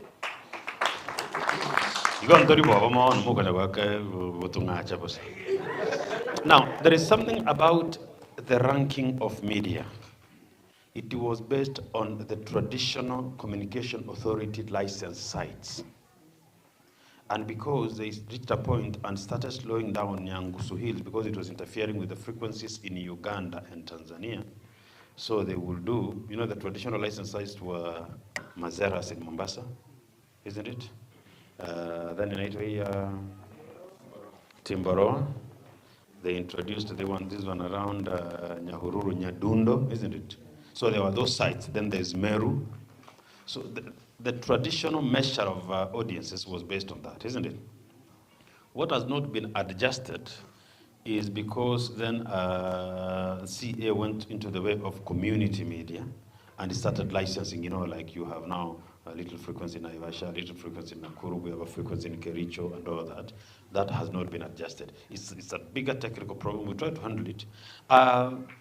In my previous employment, I also set up and ran about 18 radio stations across the country, Tana River, you know, Homa Bay, Migori and all that. And then you realize that you do not, actually you will be surprised to know that even Nakuru does not appear in the traditional ranking.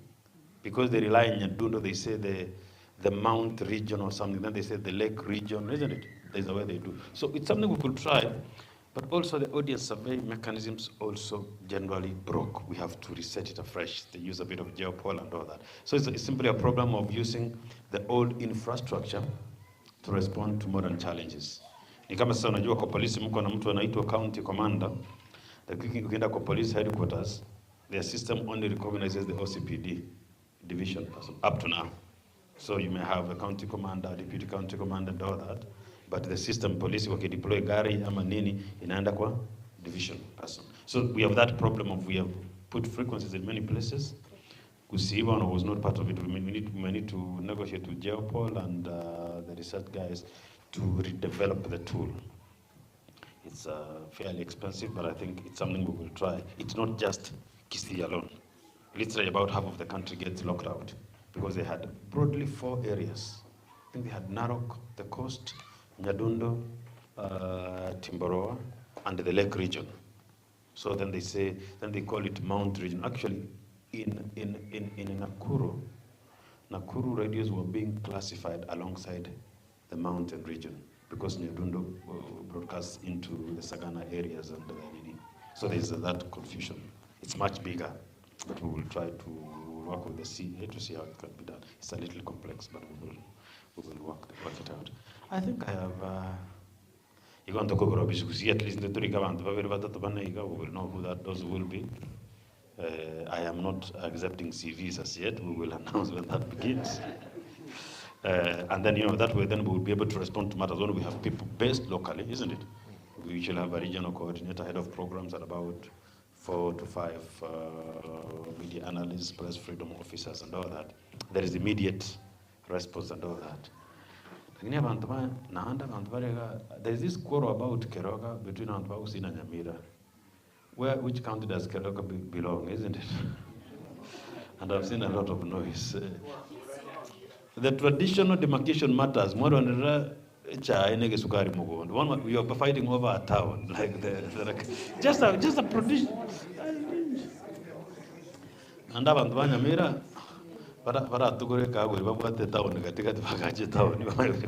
Actually come from the Nyamira side. Who has been to Nyamira town actually? It's a strange thing, you see. Yeah. What are you planning to do? Kuna kahawa katikati ya town. There is nowhere to eat, nowhere to sleep. Huh? What I mean, it's town katikati. In the city center. Anyway, thanks very much.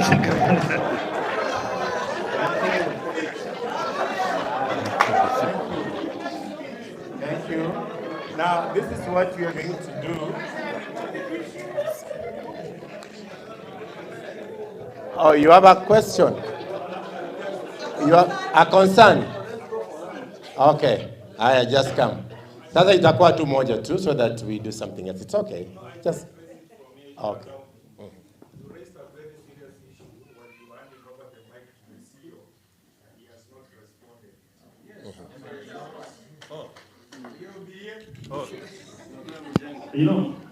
Safety equipment is very expensive. We accredit about 8 to 11,000 journalists. We cannot afford that as an institution. Mostly it's the duty of the media house to give you the tools of work, isn't it? So you can get to record and maybe someone needs a laptop and all that. It's really tokens and what we can afford, isn't it? So we can give you the press jackets, those ones we can do about 1,000 or 2 or whatever. But a complete safety kit from the gas mask and all that bulletproof we want and the ballistic helmet will cost us not less than 20,000. It's expensive. So it's going to cost millions for us to do that, isn't it?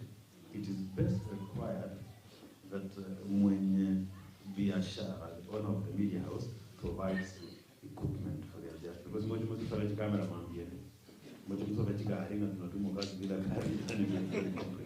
what we do is provide the safety guidelines, isn't it? Radio, and they can't pay electricity, and they cannot pay communication authority, so Chiloko has to switch them off, isn't it? I mean, the point is, we lower the entry requirements into media, isn't it? Because you can go to radio and you cannot pay your employees, you cannot pay for electricity, you cannot pay for frequency, isn't it? You're contributing to the isolation of the journalists, isn't it? You cannot afford a recorder, computer. I send interns, every year we send about 1,200 interns across 60 media houses across the country, and we give them 15,000 per month as a living allowance, isn't it? In some cases, they're earning more than the station manager. 9 and living allowance ya it is the truth, it is the truth. We find unafika huko, so unakuta sasa anaangalia huyu ni mtoto wa shule tu anapewa 10,000 anaangalia machobaya na station manager who earns 8,000 from time to time, not monthly, so he does about 4 times. So the reality is that kuna system problem mahali which is much bigger than we can solve here, isn't it? So if, because even a teacher who earns 15,000 is earning more than a station manager, that is a structural crisis that we need to reflect on, isn't it? And we must be practical enough. Over radio, we convert them into content production and training areas, isn't it? So that you're not just employing people you can't pay, you can't get a, you cannot even afford original software for them to edit the nini, isn't it? You really lower the dignity of the journalism profession. Thank you so much. I think that us, we can be able to... Onditi, you have something very serious? All right, quickly.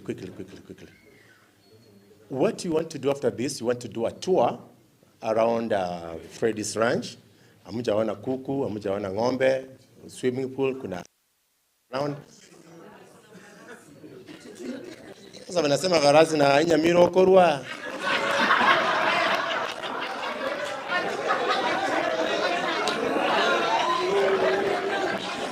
No, on a lighter note. By the way, I come from Nyamira. Can anything come out of Nazareth? Nyamira nguru, Nyamira itakuwa sawa, don't worry. Just a bit. Good afternoon. Good afternoon to you. Yeah, when I see you, my name is Geoffrey Onditi from KBC. I'm the head of content for KBC. So I'm just concerned about the training that our students are receiving in colleges because as KBC, we are like a training center because most journalists have passed through KBC. But when students come there, you find that you start, even in terms of editing, even in terms of, for example, a radio person, even using cool edit is a problem. Even a script, even introduction to a script, it's a challenge. So in terms of training, what is MCK doing to enhance in terms of the colleges so that they give proper training to our journalists? So even when they come to the field, they are ready for the work they are supposed to be doing. And another question, there's the issue of the MCK cards. They normally expire within a calendar year. For example, even if you take in June, by 31st December it has expired. So why can't it be a full year, for example, from June to June next year?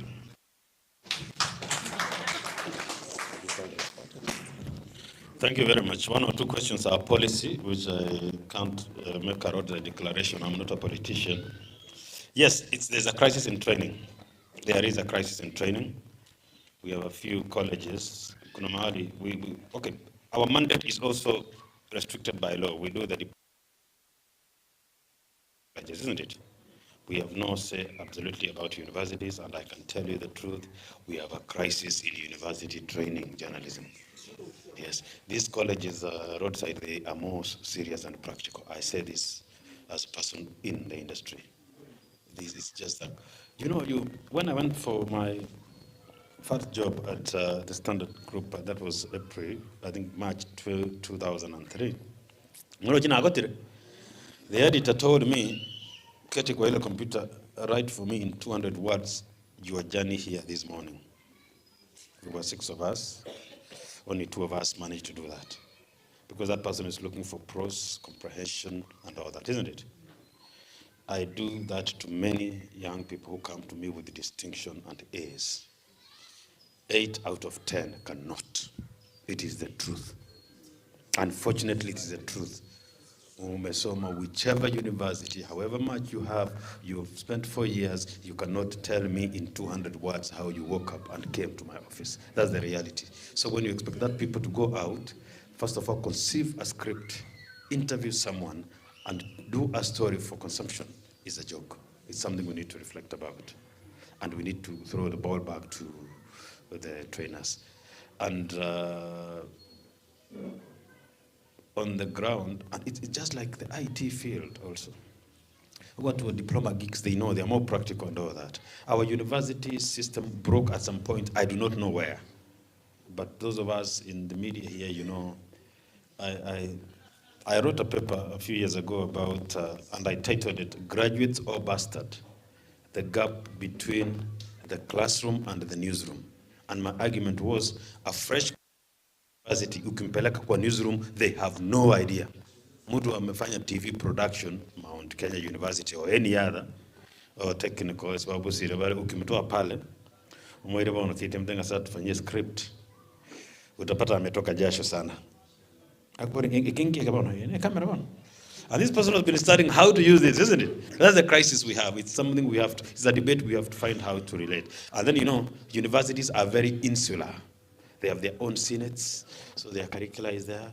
Professional bodies should not interfere. You've seen when they're trying to push LSK out of approving the law training, isn't it? They first of all say the MCK, you can only advise, but we're a diploma, they narrowed to diploma, and we are accredited colleges. Of course, so they are not open to criticism. It's very strange. And if any of you has had an advantage of doing, I did a unit, a specific unit in a university outside this country, Europe, and I did that specific unit in a university here. I could not go to the third class. It's a waste of time, You just have a professional student. Mtu alisoma akasoma sasa kuna PhD, they want to lecture you. They can't give you a live example. At siku moja, you're trying to discuss something, because if you're doing something at master's level, you want some masters wanasema ni ushimiri ama nini? Ushimiri or something, isn't it? You are mastering a topic, not the theory part, but practical and experience, isn't it? But if you have someone who is trying to teach and they have never worked, so you are people. I taught journalism at Egerton University. I may have a student or two here. And students could start from year 1 to year 4 without interacting with a practical journalist. We have professional teachers. I moved further, I even taught the master's student there. Still, you are taught by, the professional lecturer. You read and all that and all that. And surprisingly, and this was the year 2011, they are my friends.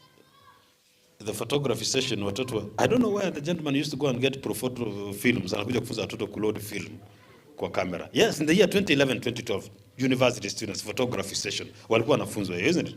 I was a village cameraman, so I know Profoto, na Kodak, na Canon, I know a bit of those things. So, you feel you are wasting people, isn't it? Because even nobody was selling those films. Jamaa alikuwa anakuja anaenda River Road kidogo anakuja na film, anafunza watoto black and white film. The photography ya zamani, nyinyi hamtaelewa vile tulikuwa tunapiga picha na kuambia film haijaisha ndio tuende kuosha. Na tukipeleka negative kuosha, tunakuambia hiyo picha yako ilichomeka. And it was a wedding. Utajua matatizo. So we have a problem of training and all that. We do not know what we will do, but it's a matter that has to be maybe legislated. We abandon too much the forces of the market, and it's not fair. So we can't do, some matters we just have to accept and move and try to mentor and train young people. Because even the generation we have now will not take, any of you who was in university maybe to study journalism will agree that kwa miaka, the first 2 years, you do not study journalism, you engage in common courses, isn't it? Watoto wa siku hizi hawana hiyo time. Teach me journalism in 3 months, niende. Is it true? So we waste a lot of time, and I think that's why I said that institutions are very insular. They are not open to new ideas and all that. So you go to study communication, by the time you are doing the second year, bado hujafanya journalism 101, the practicals, isn't it? So you are safer with these boot camps where you take 30 days intensive, teach people the ethics, practical, write stories, go back and forth and all that. And that's why the Media Council, we try to put a lot of effort on the intensive. The maximum we do is 2 to 3 weeks intensive, that because at once kukufunza at communication 101 and all that, you practically write or read and go. So we need to discuss, do mentorship, do write. I like this guy, you can see he's writing a few books, Quest for Personal Growth. He has actually grown since he wrote, and there's a guy who writes memos to men. He's not, yes. Yeah, he's not here. I saw he's trying to launch a book this afternoon. Anybody trying to help the boy child asaidiwe kidogo. Anybody trying to help the boy child, including Madam Dorcas Gachagua, asaidiwe kidogo. Kijana some realities are also situational. Be practical, teach people to do certain things, because the world wants, if I want a design and layout of this book, I do not want your CV and a master's degree. Nataka uniambie nita design this na tufanye, isn't it? So have people, and then teach our people. There's something we call kazi ya mikono yako, isn't it? Be a farmer. I don't know how to grow carrots, know how to feed rabbits. Manyako nyenye ngoko, buatu musacho manene kaya tako nyenye tunga tatujire buatu tuani. Ogumate mata buatu araba sako tamasana. I cannot see blood, you know. Now Kichinja, they have the biggest appetite. We are just filling a lot of theory into our young people's heads and zero practicalities. You can't grow. They do not understand. And those are the people who believe that milk, maziwa inatokanga wapi? Si kwa supermarket. They don't know that milk is the product of a cow which you feed grass, and you are here in town with big suits. So there are certain practical things we need to do so that we get less theoretical. How you grow cabbage, then you cook it and all that. Those are the lacks we had, some of us, when you cook. Netflix and YouTube. We think that milk is milk is produced by the milkman, not a cow. And sausage, mimi spending nguruwe, lakini napenda sausage. People they cannot connect those two. And when people come and see that kuku inataka mayai, how does that work? Mayai ni ya kuku kweli? They get very, and these are grown men. So you know that we need to, mentorship, very basic mentorship and basic education is needed around. Wacha kufunza watoto wetu parts of a grasshopper or something. Now, the last one, huyu anakaa ni mzee kabisa. The last one, and then we need to do a tour. Oh, which one? The cards. Yeah, like mimi nilikuwa nataka nichukue yanga, I'm wondering nikichukua sasa December imeisha. The card is really a policy matter. You know, it's fairly expensive to do those cards. Okay. Both manpower and all that, isn't it? Like sometimes you do a tour and all that. And you know, it's like an annual renewal of license. You understand? Okay. So if you, it used to be any time we started to try to narrow it to a calendar year. So it's something we could explore. Our minds are not totally closed. It's just that it's quite expensive. Yes, print the cards and the security features we do. So what we do, because we do accreditation throughout the year for special occasions, like the upcoming climate summit, you know, maybe you have an international guest coming and a conference and all that, or you have the special, but those one we do continuously. But the normal renewal, we prefer that they are rather closed session. Also for annual planning, because we have to report them, okay?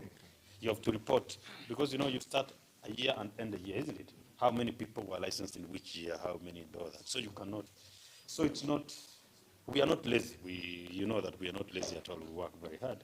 It's a complex, it's a matter of accountability and reporting and filing annual reports, because we have to declare, even when you go to request for budgets, you have to declare how many people did you accredit this year. So it's a complex matter. We could find, but we do the occasional ones. We could find out, go about, but it's complex and it's policy. And actually, we really, by the time we moved to calendar, we had really done a bit of discussion. Maybe we could say that you're given a temporary one, awaiting the opening of the accreditation portal, you know. Because, you know, these things, even, you know, everyone knows, even the lawyers' licenses, the surveyors, and all the doctors, isn't it? They open an annual license renewal portal and close it, isn't it? So it cannot be really, so that then you're given to practice this year and all that. It has a few implications, both policy, legal, and operational. Yes, they are. Because then our system has a backend to the UN. Those who have managed to travel know that our card is usable in all UN offices across the world. It's admissible. So then we have to declare we have these numbers and all that. You cannot say to do numbers, you know. It is a little tricky. Yes. Thank you. Kindly, it's already 1:30. Bosire, if you can.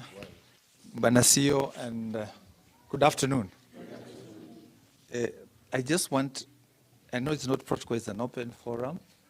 That's why when we touched about training, something that really touches me very deeply, because that is my area where I do a lot of stuff.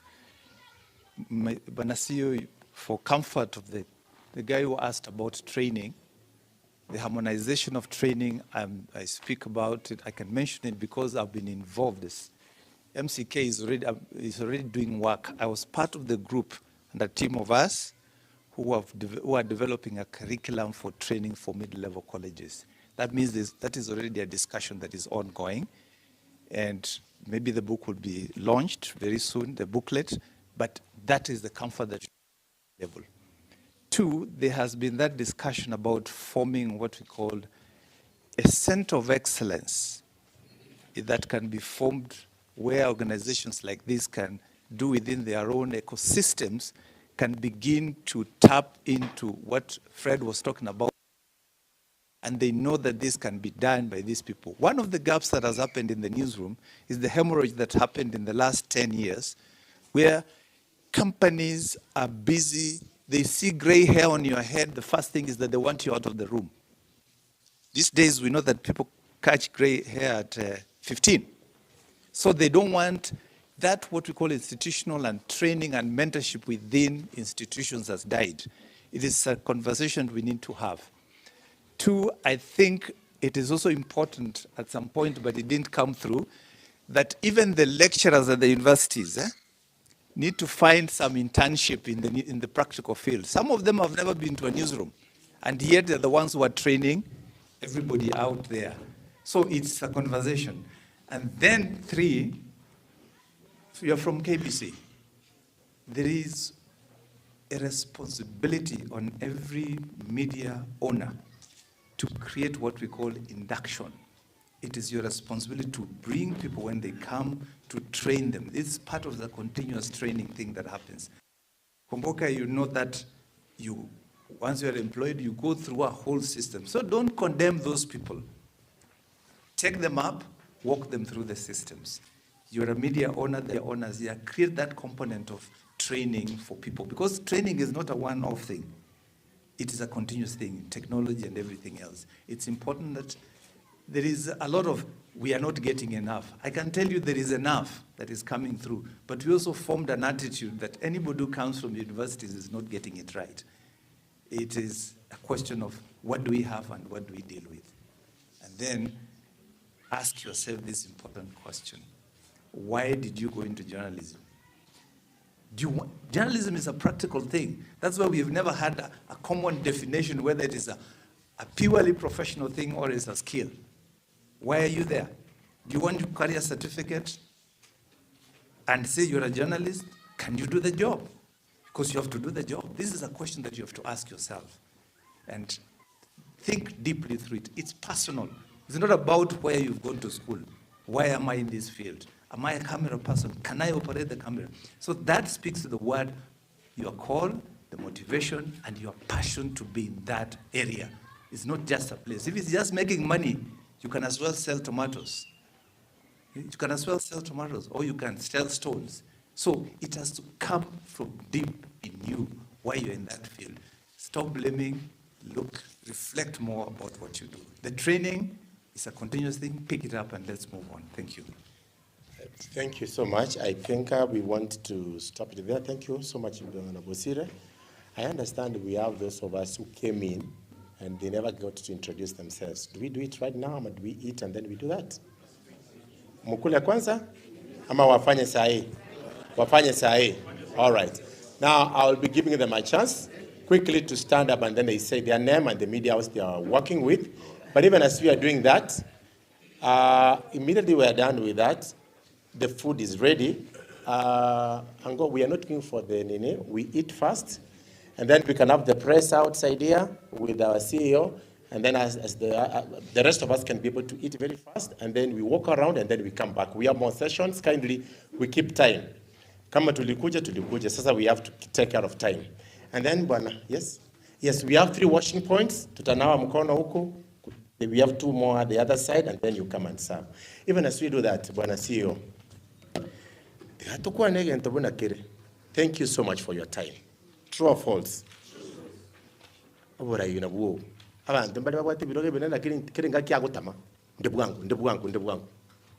we really appreciate it. Thank you so much for your time, for being patient and listening to us.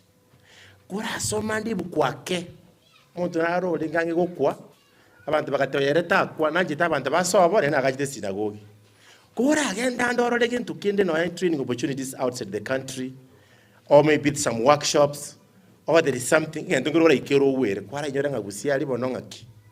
And we really appreciate. Because I know.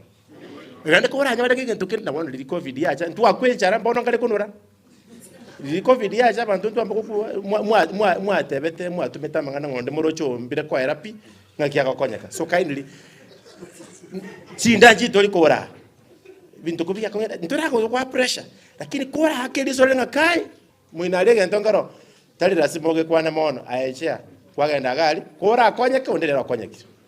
Kindly, those of us who came, kindly you can stand up. Those who came late before we do the introductions, kindly you can stand up. Akina Josephine Karani, Akina Moiberania there. All right, we start from this side, going that way. Kindly, your name, your media house, and what you do.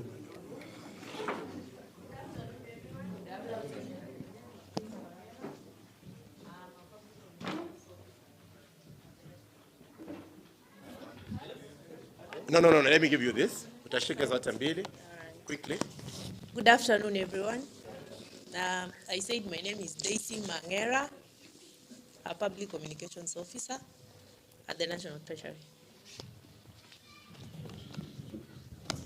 Yes, habari ya jioni. Majina yangu ni Isaiah Maobe, Getembe Television and Getembe FM. Hello, everyone. My name is Ven from Mint FM. I said my name, but I can repeat it. Miss Geoffrey Onditi. I work at KBC. I'm the head of content. Hello, everyone. My name is Isaac Kagwata Masenganya from KBC Mint FM. Good afternoon. Yes, my name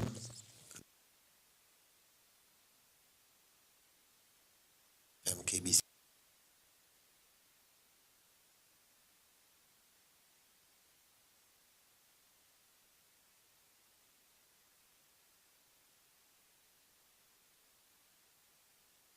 And a newspaper based in Hong Kong.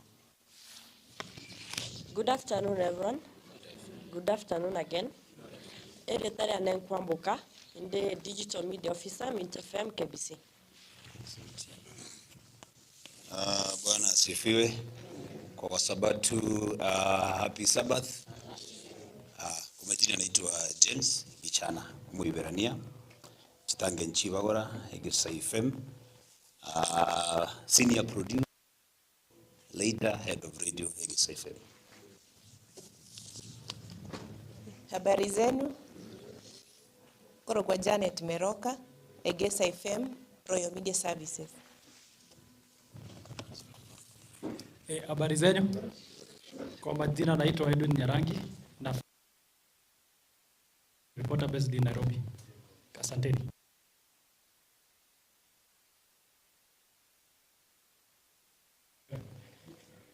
Communication officer for MP West Murango, Stephen Mogaka Wakili, and I also contribute for the Scholar Media Africa newspaper. Thank you. Kwa mara nyingine tena, habari ya asubuhi, habari ya mchana, habari ya jioni. Yes, Mungu ni mwema siku zote. My name is Hilary Henry Mageka. This is the famous Mageka. That's best, eh? Yes, I used to work for People Daily up to 30th of September 2022. I'm privileged to work for Parliament of Kenya as a media relations officer. Thank you very much. Good afternoon. My name is George Kebaso from People Daily. Good afternoon, everyone. My name is Josephine Karani. I'm a broadcast journalist. I don't work for any media house, but I'm the former immediate head of broadcasting at the Parliament of Kenya.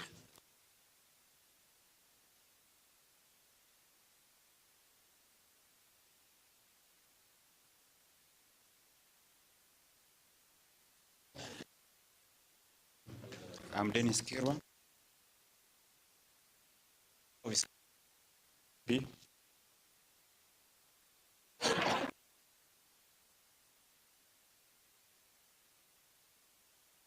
services. I currently am attached to the office of the area MP West Mogrango MP. Mogrango. Na ndeko korande emiremo yo kuruta mangana mayali ya KCFM. Uya mano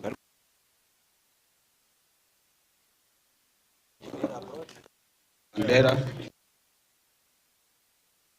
Ara Marieta, content creator, editor, cameraman. Ade doko korobisi yomo di chumbe Stephen Mugaka. Good afternoon. I'm Jared Nyambega, XFM and Digital.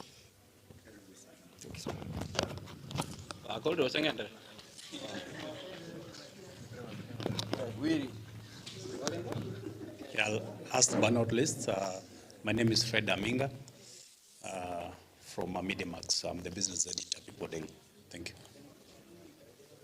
Thank you. Now let me give us the order. We are journalists.